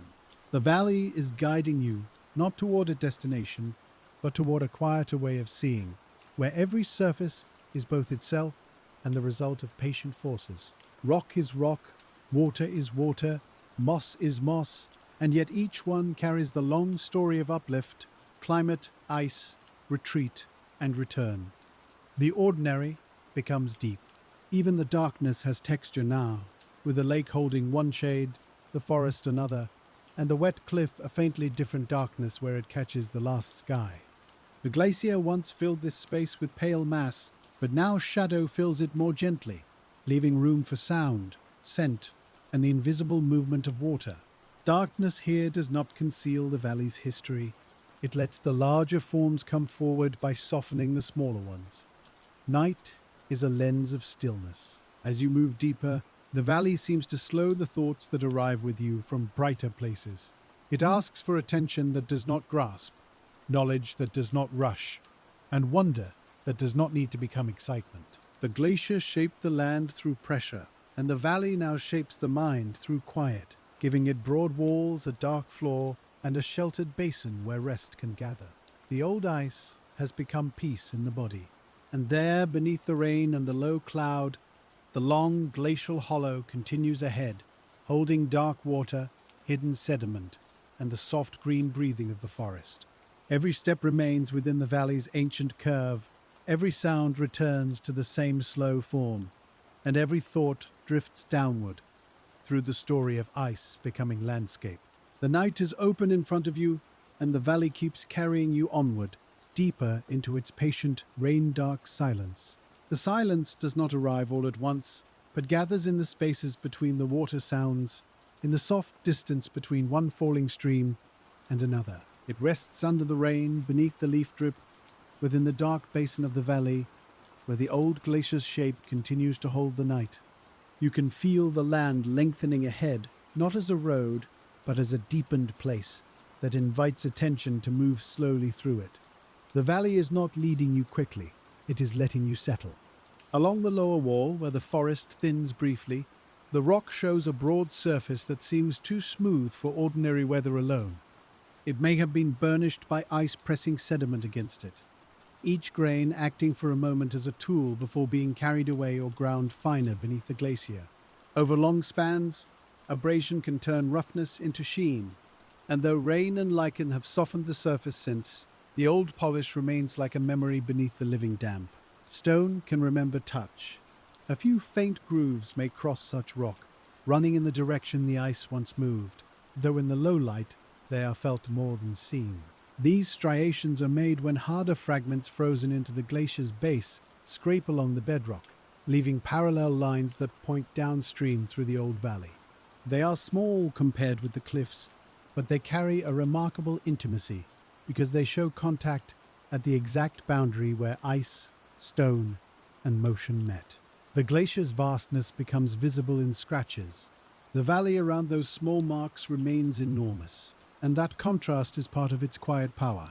A whole mountain corridor was widened by the same process that made a thin line on polished rock, and the mind can move between those scales without needing to choose one. The smallest mark and the largest hollow belong to one slow gesture repeated across time, from cirque to trough, from high snow to dark lake.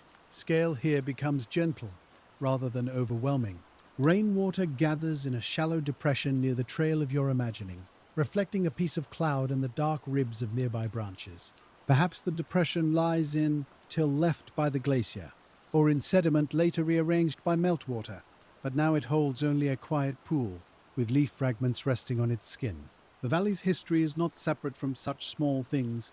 It is present wherever water finds a hollow and remains there. The ancient form appears in miniature. As the night deepens, the air feels cooler near the ground, and the forest releases the scent of damp wood more fully. The soil here is a layered gift of weathering, plant decay, glacial sediment, and time, all mingled in a dark surface that roots can enter. It may seem soft and ordinary now, but it rests above a history of ice removal, sediment release, water sorting, and ecological return that made the ground able to hold this living cover. Soil is patience made fragrant. The glacier's absence allows the forest to be dense, and yet the forest still follows the glacial architecture with remarkable faithfulness. Where the walls are too steep, trees pause and rock remains exposed. Where ledges catch sediment, greenery collects. Where the valley floor spreads wider, trunks gather in the damp, sheltered air. This pattern is a quiet collaboration between the old shape and the present climate, between what ice carved and what rain encourages. The forest is obedient to depth. You can imagine the valley in morning after long rain, when waterfalls multiply on the walls and the entire trough seems to drain the sky. Thin white streams would appear in places that looked dry before, running along fractures, sliding over polished faces, and dropping from high shelves into the mist below. Each one would last as long as the slope held enough water, then fade back into moss, leaving the larger, steadier falls to continue their descent from hanging valleys. Even temporary water has a place here. Those temporary falls show how quickly the steep glacial walls can gather and release rain. Because the valley sides rise so directly from the floor, there is little room for water to wander before gravity guides it downward, and the old trough shape concentrates the feeling of descent everywhere around you. Rain that touches a high ledge may reach the valley as mist, stream, or shining line on stone, each path brief but connected to the whole drainage of the mountains. The valley turns weather into motion. The rivers below receive these offerings without ceremony, swelling and clearing according to the season, the storm, and the hidden stores of water above. When flow increases, they may move gravel, undercut banks, and spread across parts of the floor that remain quiet at other times. When flow lessens, they retreat into narrower channels, leaving wet stones gleaming and fine sediment drying beneath ferns. Their changes are steady enough to feel rhythmic. A glacier once had its own rhythm too, though it was measured in snow seasons, cold intervals, and the slow balance of accumulation and melt. It could advance when the ice supplied from above exceeded loss below, and it could retreat when melting and thinning outpaced the snow-fed flow. These advances and retreats were not simple back and forth motions, but responses to climate, topography, and the glacier's own internal dynamics, all expressed through the changing position of its terminus. Even ice has breathing. Where a glacier paused during retreat, it might leave a ridge of debris at its edge, marking a moment when melting and forward motion briefly balanced. Such a moraine is like a shoreline of ice, not water, a boundary where stones gathered and stayed, and the frozen margin moved away. Later streams could cut through it, plants could cover it, and rain could soften its outline until it became part of the valley's subtle floor. A pause can become landform.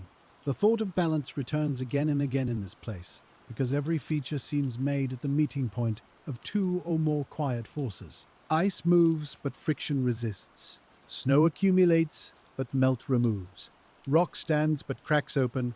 Rivers cut, but sediment fills. Forest grows, but gravity and water rearrange the ground beneath it. The valley is not a single force imposed on stone, but a long negotiation held without haste. Balance becomes shape. You pass near a place where the river enters the lake, and the water changes tone as current meets stillness. Coarser grains settle close to the mouth, while finer particles travel farther into the basin, spreading in pale, invisible clouds before descending through the dark water. Over time, this builds a delta, a quiet fan of sediment laid into the lake, slowly reducing depth near the inlet, while the deeper basin continues to receive fine layers. Even a lake is being filled. This filling is not a failure of depth, but part of the same long cycle that made the hollow. Glaciers excavate, rivers deliver, lakes receive, and sediment records the slow return of mountain material to low places. The basin may remain deep for a very long time, especially where ice carved strongly below the outlet, but it is never entirely outside change. Depth accepts sediment the way night accepts sound. On the far shore, if you could see through the dark, the delta might support different plants from the steeper margins. Wet ground, shifting channels, and fresh sediment create habitats that are younger and more unsettled than the older forest on higher ground. Over decades and centuries, these surfaces can stabilize, gather organic matter, and become part of the broader valley floor, unless the river rearranges them again. The ecosystem is always beginning somewhere. Farther from the water, older surfaces may carry taller trees and thicker soils, suggesting a longer period since disturbance or deposition. Yet even there, the land remains tied to glacial origins, because the broad floor that allows such forest to spread was inherited from ice. The glacier created width, meltwater and rivers arranged sediment, and the forest occupied the surfaces that became stable enough to hold its roots. Time becomes layered beneath the canopy. The darkness of the lake seems deeper now, and the reflection of the mountains is nearly gone. Without reflection, the water becomes less like a mirror and more like an opening, a dark surface above an older glacial basin that descends beyond sight. It is peaceful not to know its full depth, because the unseen basin still gives the water its calm shape and still receives the slow falling of particles from above. Hidden depth can be comforting. In Fjordland's coastal valleys, where the troughs open to the sea, this hidden depth may become even greater beneath salt water. The glacier could calve below sea level, and when it withdrew, the ocean entered the valley, occupying a hollow that had been made by pressure and ice, rather than waves alone. The resulting fjord can be steep, narrow, and deep, with mountains rising directly from water that continues downward between submerged walls.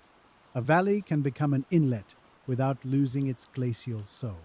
The surface of such a fjord may appear quiet, especially when sheltered from wind, yet beneath it, the water can be layered in ways shaped by rain and surrounding forest.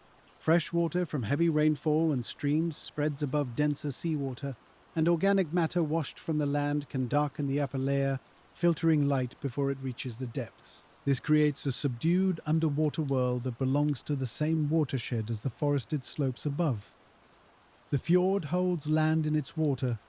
The thought is gentle because it shows how the valley does not end at the shoreline. It continues through currents, layers, suspended particles, and the sheltered habitats of submerged rock walls, all of which depend partly on the shape the glacier left behind. The mountains descend below the surface, and the old trough becomes a dark marine corridor, where ocean and rainforest meet in a quiet exchange. Even beneath water, the glacier's line continues. Here inland, the forested valley holds the same continuity in another form, with streams joining, sediments moving, and slopes feeding the floor.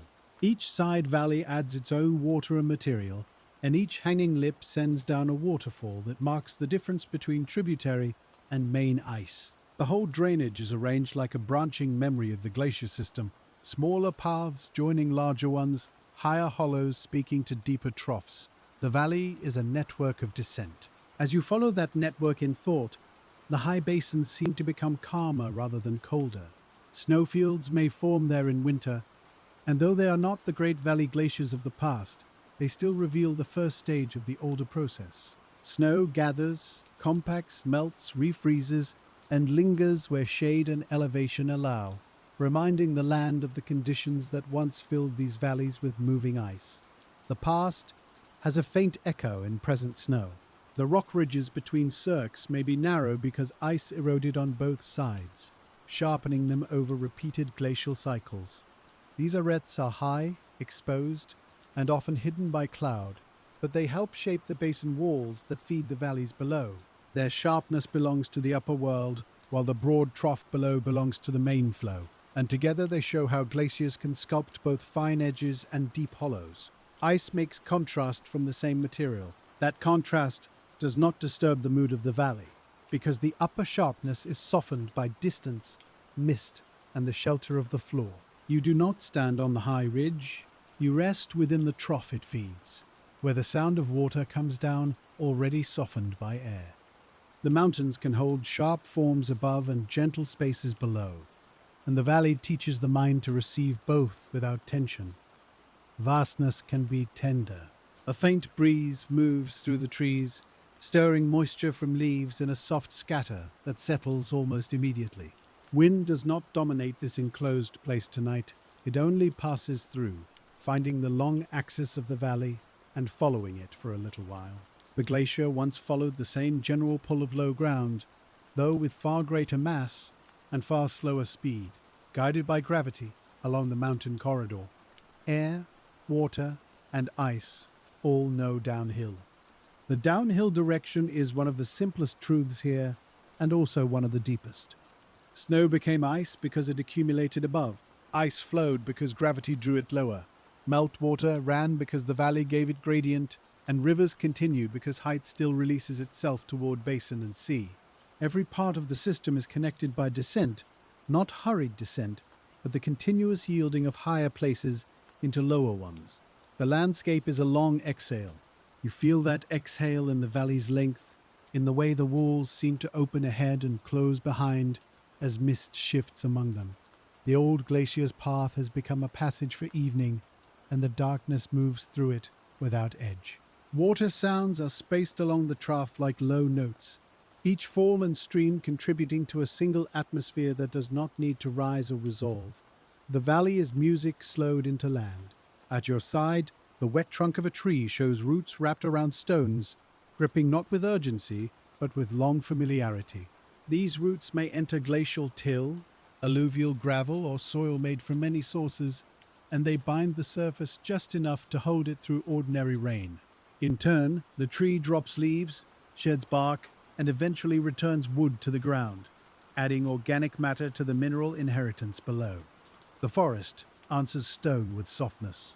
Fungi and small organisms continue that answer in hidden darkness, breaking down fallen material and returning nutrients to the soil. Their work is quiet, essential, and mostly unseen. A different kind of transformation from glacial erosion, but still part of the valley's making.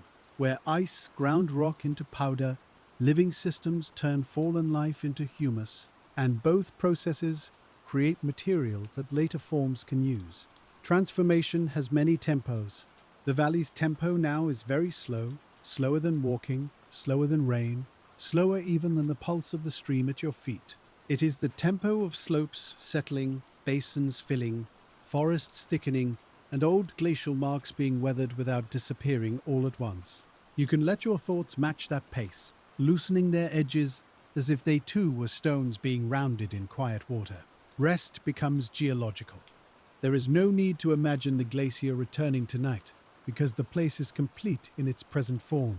The old ice is here as shape, not as substance, held in the U-shaped trough, the overdeepened basin, the perched side valleys, the polished rock, and the arrangement of water and forest. Its absence is not emptiness, but a kind of spaciousness that allows the valley to breathe. The glacier remains as room. In that room, every sound travels differently than it would on open ground. The cliffs collect the low murmur of the river, the trees soften the rain, the lake receives small disturbances and smooths them outward, and the waterfalls descend like continuous threads from the unseen heights. The valley form gathers these sounds into an enclosed quiet. Not silence without sound, but silence made richer by gentle repetition. This is stillness with texture. A small stream crosses your imagined way, clear over pale stones, and the water is cold enough to seem newly released from the mountain. It may have begun as rain on a high slope, snowmelt in a shaded hollow, or seepage from saturated ground where the forest holds moisture after long storms. It travels only briefly before joining larger water, yet for that short distance it carries minerals, leaves, and the cool signature of its source. The stream is a messenger from above. When streams like this join the main river, they bring more than water. They bring sediment, temperature, chemistry, and small organic fragments from their catchments. The river becomes a mixture of many side valleys, each shaped by its own slope, rock type, vegetation, and glacial history. Downstream, that mixture enters a lake or fjord, where part of it settles and part continues toward the sea. The valley's waters are braided in origin. The chemistry is quiet but important, because water moving over and through rock dissolves minerals in small amounts, carrying them into soils, streams, lakes, and coastal waters. Weathering changes the rock while feeding the conditions that support plant life, and in wet landscapes these subtle exchanges occur continuously beneath the more visible movement of water. The glacier made fresh surfaces for weathering, and the post-glacial climate has been working on them ever since. Even minerals drift through the valley. As you drift with them in thought, The valley seems less like a fixed object and more like a slow circulation. Rock rises and weathers, ice calves and retreats, water carries and deposits, plants grow and return, and the sea receives what the mountains gradually release. The cycle is not closed in a perfect circle because landscapes move forward through changing conditions, but it has a rhythm that feels circular enough for rest. Everything is passing gently into something else. The mist over the lake lowers, and the far waterfalls are no longer visible, though their sound continues as a soft presence. In the dark, the mind fills their white lines from memory, imagining them descending from hanging valleys into the main trough, each one a pale reminder of unequal glacial carving. You do not need to see them to feel their place, because the sound locates them in the valley's architecture. Hearing becomes sight in the dark. The body of the valley around you has a kind of sheltering patience, even though its walls are high and its history immense. It does not ask anything of you except to notice slowly, to let the old processes unfold without urgency, to feel how ice and water can shape not only land, but attention. The more quietly you attend, the more the valley seems to open, not outward, but inward, into layers of time. Wonder becomes restful when it is unhurried. A long time ago, before the present forest settled here, this valley may have held bare surfaces shining under retreating ice and meltwater. The first plants would have found small places to begin, using cracks, moist sediment, and sheltered corners where wind and water allowed them to remain. Their growth would have been gradual, with each generation adding a little organic matter and creating conditions for others to follow. The green world began as persistence in small places. Now the forest feels enveloping, as though it has always been here, but its roots are part of the post-glacial story. It occupies a landform that ice prepared and weather softened, and it changes the way water moves across the slopes by intercepting rain, shading soil, and holding sediment. In this way, the valley's ecosystem is not merely a result of geology, but an active participant in the land's continuing form. Life is geology made tender. The phrase feels strange only for a moment, and then it begins to make sense in the damp quiet. Roots pry gently at rock, moss traps mineral grains, leaves become soil, streams carry organic matter, and living cover influences erosion and deposition across the valley floor. Given enough time, even delicate things alter the surfaces they inhabit, just as ice altered the deeper structure beneath them. Softness has consequence. The old glacier was not delicate, yet its movement was also without haste, and that is what makes it belong to this calm. It did not strike the valley in a moment. It occupied it, pressed through it, responded to it, and withdrew from it over long spans shaped by climate. Its power came from duration as much as force, from the steady repetition of pressure, motion, freezing, melting, and debris carried at the base. The glacier was slow strength. You can let that idea move through you with the sound of rain until strength no longer feels sharp or loud. Strength can be the weight of snow becoming ice, the persistence of water finding a path, the patience of roots holding a bank, or the ability of a landscape to change and remain itself. Fjordland's valleys carry all these strengths in a form that feels dark, wet, green, and deeply quiet. Their calm is earned by time. Ahead, the trough continues into deeper shadow, and the stream beside you widens where it approaches the still reach of another basin. The surface there is almost motionless, though beneath it the water slowly turns, receives sediment, and holds the coolness of the valley through the night. The mountains lean over it without reflection now, and the forest's edge becomes a soft black line against the darker black of the water. The basin is waiting. It waits in the way all glacial hollows wait, by holding what arrives from above and letting it settle according to weight, current, and time. Sand falls sooner, silt travels farther, clay may remain suspended long enough to cloud the water faintly, and organic fragments drift down from the forested shore. Layer upon layer, the basin records the valley's continued life after ice, not as drama, but as accumulation. Waiting becomes recording, and as you continue along the rain-dark edge, the old glacial valley seems to deepen again without changing shape, simply by becoming more understood. The darkness, the water, the cliffs, the forest, the sediment, and the unseen high basins all belong to one slow system, one long descent from snow to ice to meltwater to lake to sea. You are moving inside that descent now, held by the valley's broad curve, while the night gathers softly around every stone and leaf and hidden depth. The hidden depth seems to receive the night the way sediment receives a lake floor, gradually, without a visible edge between falling and rest. Above it, the valley air is cool and damp, and the forest leans into itself, every leaf darkened by rain and every branch softened by moss. You are still moving through the old glacial trough, though movement has become almost indistinguishable from listening, as if the valley's slowness has entered your steps. The floor beneath the trees may once have been open and raw, with meltwater crossing it in shifting braids after the ice withdrew. Streams leaving a glacier often carry more sediment than they can hold for long, and they divide into many shallow channels that rejoin and part again across gravelly ground. Over time, as the supply of sediment changes and vegetation begins to hold the surface, those wandering channels may settle into fewer, steadier courses. A restless beginning becomes a quiet floor. Even now, the river remembers something of that earlier pattern when heavy rain arrives from the mountains.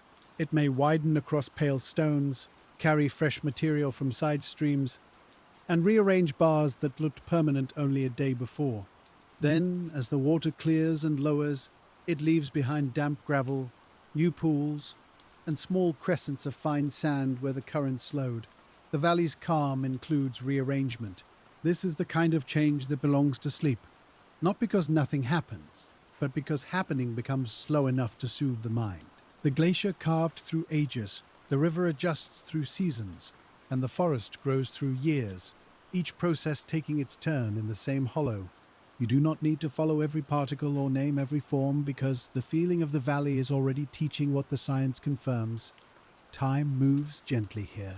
A low bank beside the water shows layers where the river has cut through its own deposits, revealing bands of gravel, sand, and darker organic soil. Each layer belongs to a different mood of water, perhaps a stronger flood, a quieter settling, or a longer pause when plants grew undisturbed. Beneath them may lie older glacial material, unsorted and compact, left from a time when ice held every size of stone together.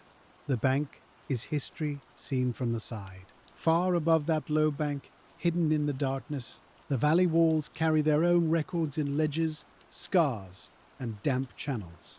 The rock face may be streaked by minerals dissolved from higher cracks, darkened by seepage, and interrupted by places where blocks loosened after the ice no longer pressed against the slope.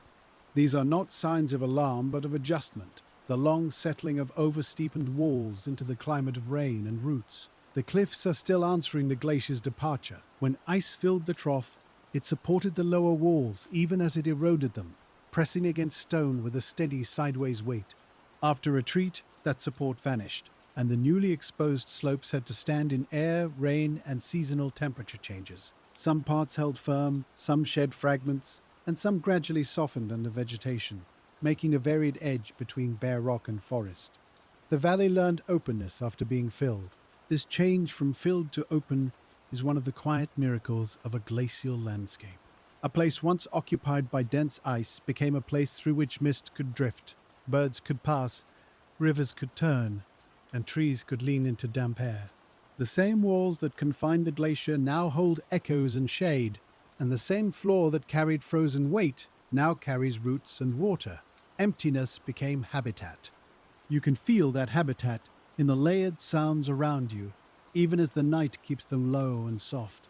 The near stream speaks over small stones. The far waterfall breathes from its hanging valley, and the leaves release occasional droplets that fall through the understory. None of these sounds stands apart for long, because the trough gathers them into one enclosed atmosphere, a glacial chamber filled with living quiet. Sound becomes rounded by the valley. The roundedness is also visible in the mind's image of the valley cross-section, broad at the bottom and steep along the sides. A river valley often narrows downward, but a glacier presses across its whole bed and against its walls, cutting a wider, deeper trough as the ice moves. This is why the Fjordland valleys can feel so vast and intimate at once, open underfoot, yet enclosed by mountains. Their shape is spacious shelter. In some reaches, the main trough may be interrupted by rock steps where the glacier moved from one basin into another. These steps can create waterfalls, rapids, or lake outlets, depending on how water now crosses the old threshold. They tell of uneven erosion, of changing rock resistance, ice thickness, and the way pressure varied along the glacier's length. The valley is not one smooth hollow, but a sequence of held depths. A lake resting behind such a step may seem perfectly still, yet it is part of an ongoing exchange between basin and outlet. Water enters from streams, and rain pauses in the hollow, settles its load, and leaves over the threshold toward the next lower reach. In this way, each basin becomes a quiet room in a descending house of stone and water, connected by channels that carry the mountains gradually seaward. The valley descends through pauses. The idea of a descending house suits Fjordland in the dark, where each stretch of water feels like a room with unseen walls. One basin may hold a cold lake between forested slopes, another may open toward brackish reaches, and lower still, the sea may enter a fjord cut below its present level. The glacier made the rooms by deepening the floor unevenly, and water later furnished them with reflection, sediment, and life. Ice built with absence. At the mouth of a fjord, where a sill rises beneath the surface, the hidden architecture can be especially important. The sill may reduce exchange with the open ocean, while deep inner water rests in a protected basin that receives fresh water, sediment, and organic matter from surrounding valleys.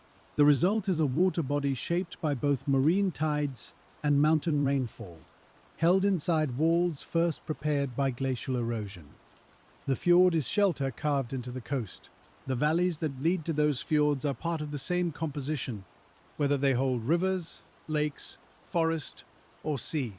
Their U-shaped forms, hanging tributaries, and over-deepened basins tell of ice thick enough to modify older river-cut landscapes into broader, steeper corridors. Later processes have softened the edges, but the glacial geometry remains beneath every mossy bank and dark reflection. The old shape is faithful under change. You move with that faithfulness now through a darkness that feels neither empty nor unknown, but full of patient structure. Even when your eyes cannot separate the bank from the water, the valley's form remains around you, steady as a low note under mist. The walls rise, the floor carries you, the river follows the inherited gradient, and every sound returns to the same carved hollow. The night has shape. There may be small flats along the valley where fine sediment accumulated in former lakes that later drained or filled.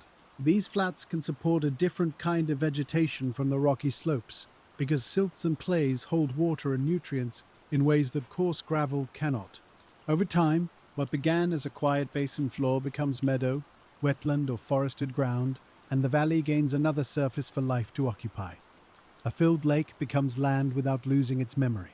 Wetlands in such places are especially gentle keepers of time, with saturated soils, slowing decay, and water moving through plants in quiet, filtered paths. They can trap sediment, store carbon, soften floods, and provide habitat for organisms that thrive where ground and water mingle. Though they may seem still, they are active thresholds in the valley system mediating between stream, forest, and old glacial basin. Soft ground can be important. At their edges, sedges, mosses, and small shrubs may grow in subtle patterns dictated by water depth and chemistry. A few centimeters of elevation can matter where the ground is wet, because it changes how often roots are submerged and how oxygen moves through the soil.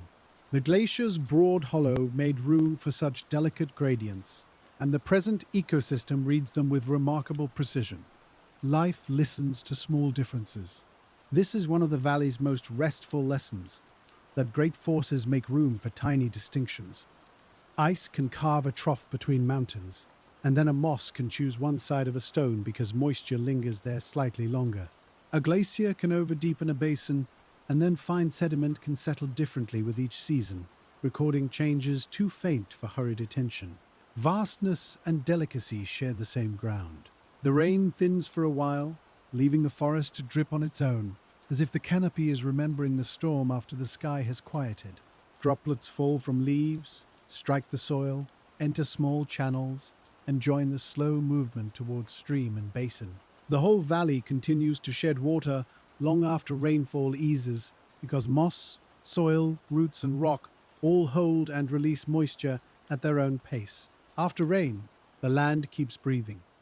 This delayed release matters for the rivers, which do not simply mirror the sky moment by moment, but respond through the storage of the landscape. Water may move quickly over steep rock, slowly through soil, or more slowly still through saturated ground, joining the main channel at different times. The valley's hydrology is therefore a soft gathering of many delays, each one shaped by slope, vegetation, sediment, and the old glacial form. Flow is layered in time.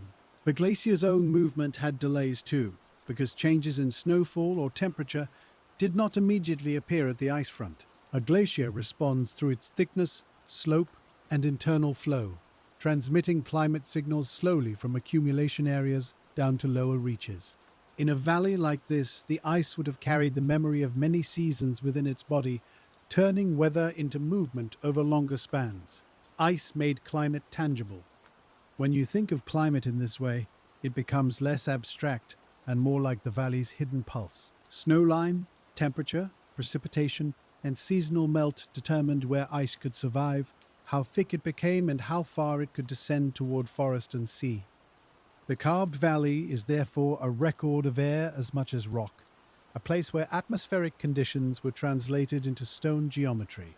Weather became landscape. Now the present climate writes in green rather than blue-white ice, with heavy rainfall feeding a rainforest that softens the old trough. Trees, moss, and ferns respond to the same mountain-sea relationship that once helped feed glaciers, because moist air from the ocean still rises against high terrain and releases water. In colder periods, that moisture contributed to snow and ice. Now much of it comes as rain supporting dense life. The coast and mountains continue their exchange. The proximity of sea and highland gives Fjordland a special intimacy because alpine and marine influences meet across short distances. A valley may begin among peaks and end in a fjord, moving from snow basins through forest to saltwater in one continuous descent. This closeness helps explain why glacial landforms, rainforest, and marine inlets feel woven together rather than separate scenes. The landscape is braided from height to depth. You can imagine following a single drop of water from cloud to ridge, from moss to stream, from river to lake, and onward toward the fjord. Along the way, it passes through spaces shaped by older ice, crossing polished rock, glacial sediment, forest soil, and overdeepened basins before joining tidal water. The drop is small, but its path reveals the unity of the valley system. The journey is downward and unhurried. A grain of sediment might follow a slower version of that journey, beginning as mineral crystal in bedrock and ending as silt on a basin floor. It may be loosened by frost, ground by ice, carried by meltwater, stored in soil, lifted by a flood, and finally laid down where current loses strength. Its history could span many landscapes within the same valley, and though no eye follows it completely, the basin receives it in silence. A grain can be a traveler through ages. The river carries many such travelers tonight, though in the dark water they are invisible. Some are coarse enough to roll only during stronger flows, while others remain suspended and drift into calmer reaches where they settle softly. The valley floor, the lake bed, and eventually the fjord basin are all destinations for material the mountains slowly release. Deposition is arrival without announcement. In the shelter of the forest, a fallen tree lies across damp ground, and its slow decay adds another kind of material to the valley. Wood softens, fungi open it, insects use it, moss covers it, and eventually it becomes part of the soil that supports new growth. This organic cycle overlays the mineral cycle, and together they make the valley floor richer than bare glacial sediment could remain. Life adds warmth to stone. The glacier's first surfaces after retreat may have been cold, raw, and bright, but the present valley is dark with accumulated living matter. This darkness is not emptiness, but depth of soil, shade of canopy, wetness of bark, and the quiet richness of decomposition beneath leaves. The old glacial trough has become a place where matter returns gently to itself through mineral weathering and organic decay. Darkness is fertile here. As the mist drifts lower, it touches the water and forest alike, removing the boundary between lake and air. The valley seems suspended in a single damp element, not quite water, not quite sky, with mountains implied rather than seen. This softness mirrors the way glacial history often lingers in present landscapes, not always sharply visible, but surrounding everything with shape and atmosphere. The past becomes ambient. You can sense the old ice most strongly when the valley is least detailed, because darkness simplifies the view into form. The broad floor, steep sides, and long direction remain in the body's perception, even when rocks, leaves, and banks blur. It is as though the glacier's work belongs to a deeper layer of seeing, beneath color and texture. The trough is felt before it is named. There is comfort in being held by a form older than memory, especially when that form asks nothing but quiet attention. The valley has carried ice, water, and forest, and it can carry your thoughts without requiring them to become sharp or complete. They may drift, settle, rise again and drift farther, like suspended silt moving through a lake after rain. The mind becomes sediment in peaceful water. Somewhere ahead, the channel may leave the lake and continue toward another reach, crossing a threshold where bedrock holds the basin's level. The water over the outlet is smoother at first, then textured where it begins to quicken, carrying the lake's gathered stillness into motion again. This alternation between rest and flow is one of the valley's quiet patterns, repeated from high basins to lower fjord waters. The descent moves through stillness and release. When the glacier occupied these thresholds, its response to them would have depended on thickness, basal conditions, and the slope of the ice surface. It might erode more deeply upstream, where ice was thick and pressure high, and less strongly over resistant steps or near margins, where conditions changed. The resulting basins and sills are not accidental irregularities, but the record of ice interacting with a varied bed. The glacier was guided as it guided the valley. That mutual shaping is worth resting with, because landscapes are rarely made by one force acting alone. The rock controlled the glacier's path, the glacier altered the rock, the climate controlled the ice altered drainage, and the new drainage-shaped ecosystems that now affect erosion and sediment. Each cause becomes another effect, and each effect becomes a cause in turn. The valley is relationship made visible. You do not have to untangle every relationship to feel its calm. It is enough to know that the mountains, ice, rain, water, and forest have been answering one another for longer than any single feature can express. The answer is all around you in the damp air, the steep walls, the dark basins, and the high, unseen sources of waterfalls. The land speaks in correspondence. The forest floor rises slightly, perhaps over an old bar of gravel or a low moraine softened beyond easy recognition. The change is small, but your imagined steps notice it, and the trees respond as well, with different roots, different drainage, and a slightly different understory. In glacial valleys, small topographic variations can create many microhabitats, especially where moisture is abundant and light is filtered through a dense canopy. The old ice made subtlety possible. A fern uncurls in such a place, its frond pale at the tip, and darker where it is opened fully to the damp air. It is a small gesture compared with the carving of a valley, yet it belongs here just as completely as the cliff, the river, and the lake. The landform gives it shade and moisture, the soil gives it anchorage, and the rain gives it the slow abundance on which it depends. A fern is also a glacial consequence. This does not make the fern less itself. It makes the valley more whole.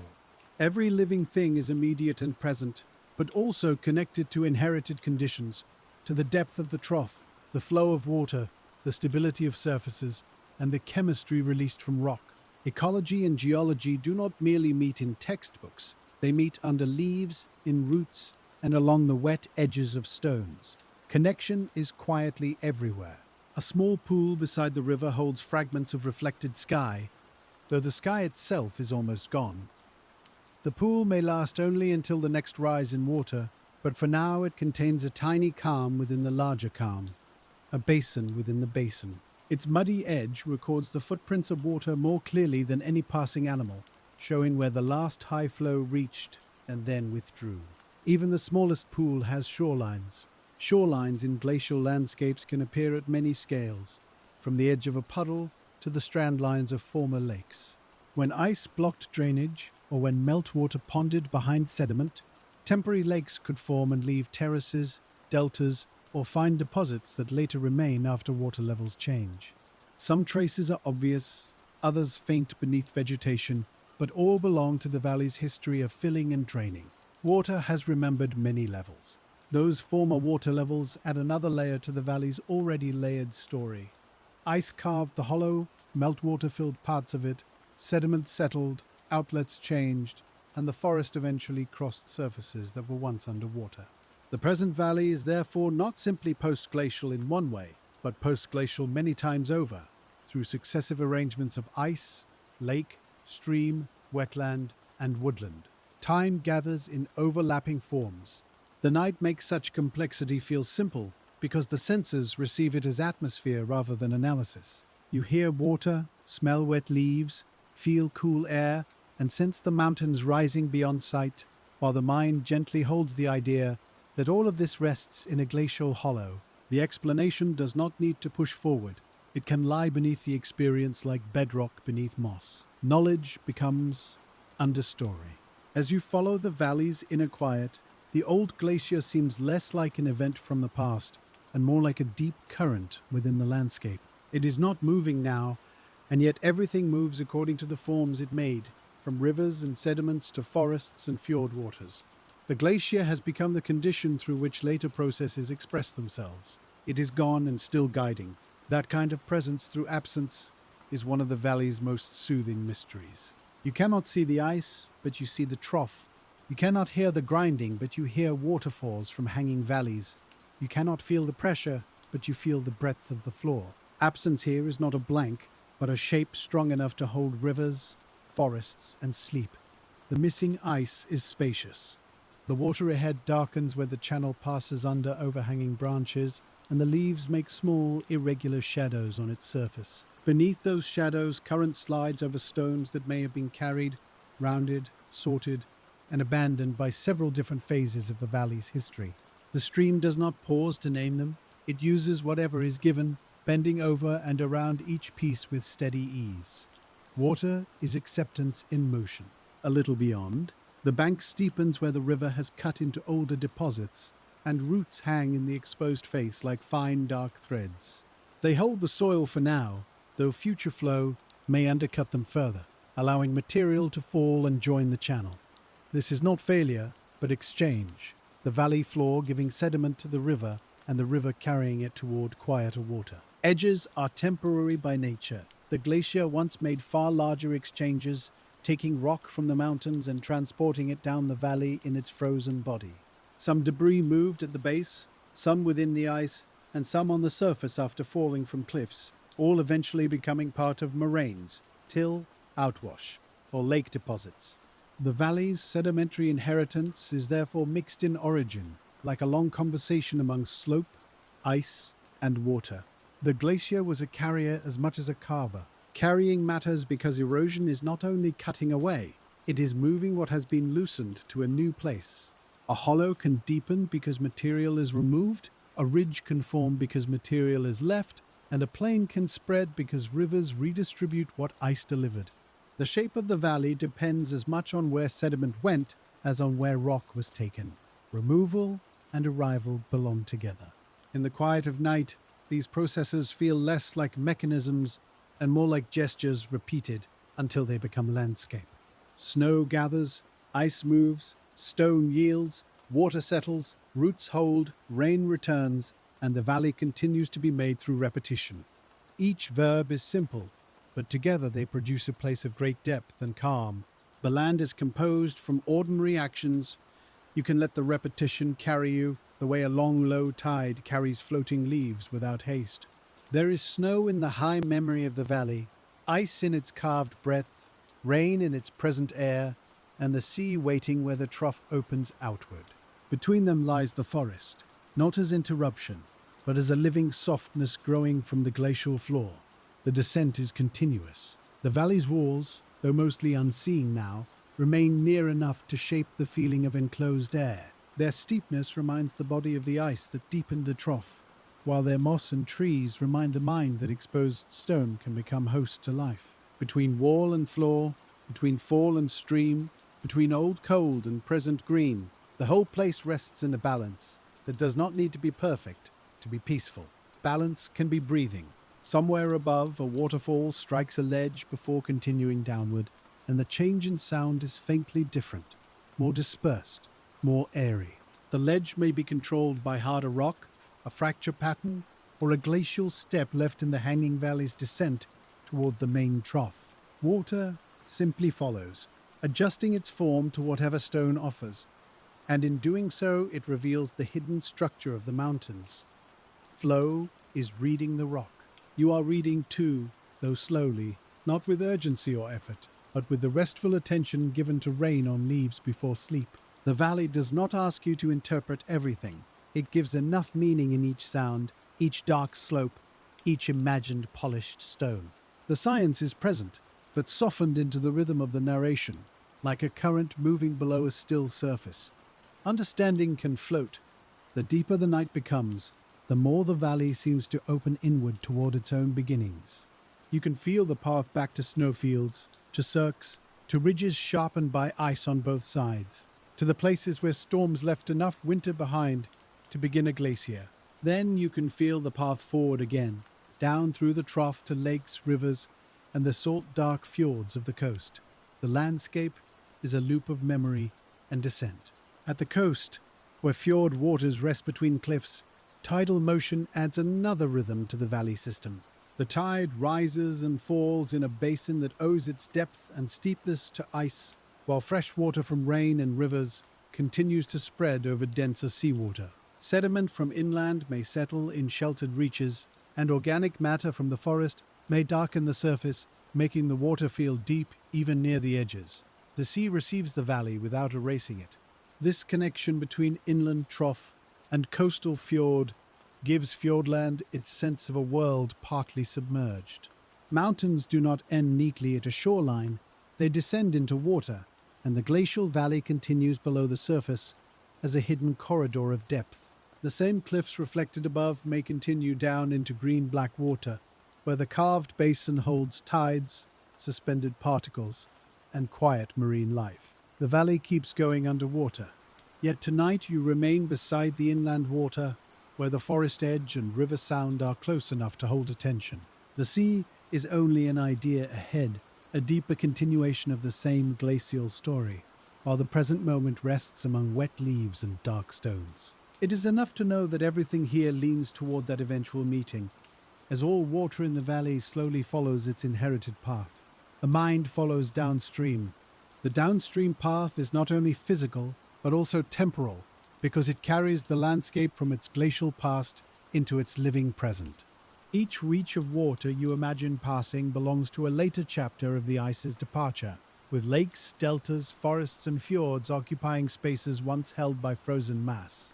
The valley is time arranged along a slope, and movement through it becomes movement through the afterlife of ice. You are drifting through afterness. Afterness is not an ending here, it is a deep, green continuation. The glacier's retreat did not close the story, but opened it to rain, roots, sedimentation, marine flooding, and ecological succession across sheltered valleys. This is why the place feels not abandoned, but inhabited by processes that work with what the ice prepared. The valley after ice is full. A faint sound of water over a smooth rock returns you to the near dark, where the stream slides beside the shore. Its surface gathers little lines of current that appear and vanish, each one shaped by a stone, a twig, or a slight change in depth.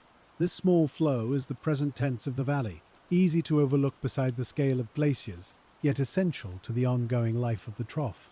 The present is water moving softly. You continue beside it as the night settles lower, and the glacial walls rise unseen but steady, holding the valley in their wide ancient curve. The old ice has become form, the form has become shelter, and the shelter has become forest, river, lake, and the long, quiet path toward the sea. Every process seems to loosen into another, and every thought seems to drift downward with them, slower now, softer now, into the patient dark of the Fjordland valleys.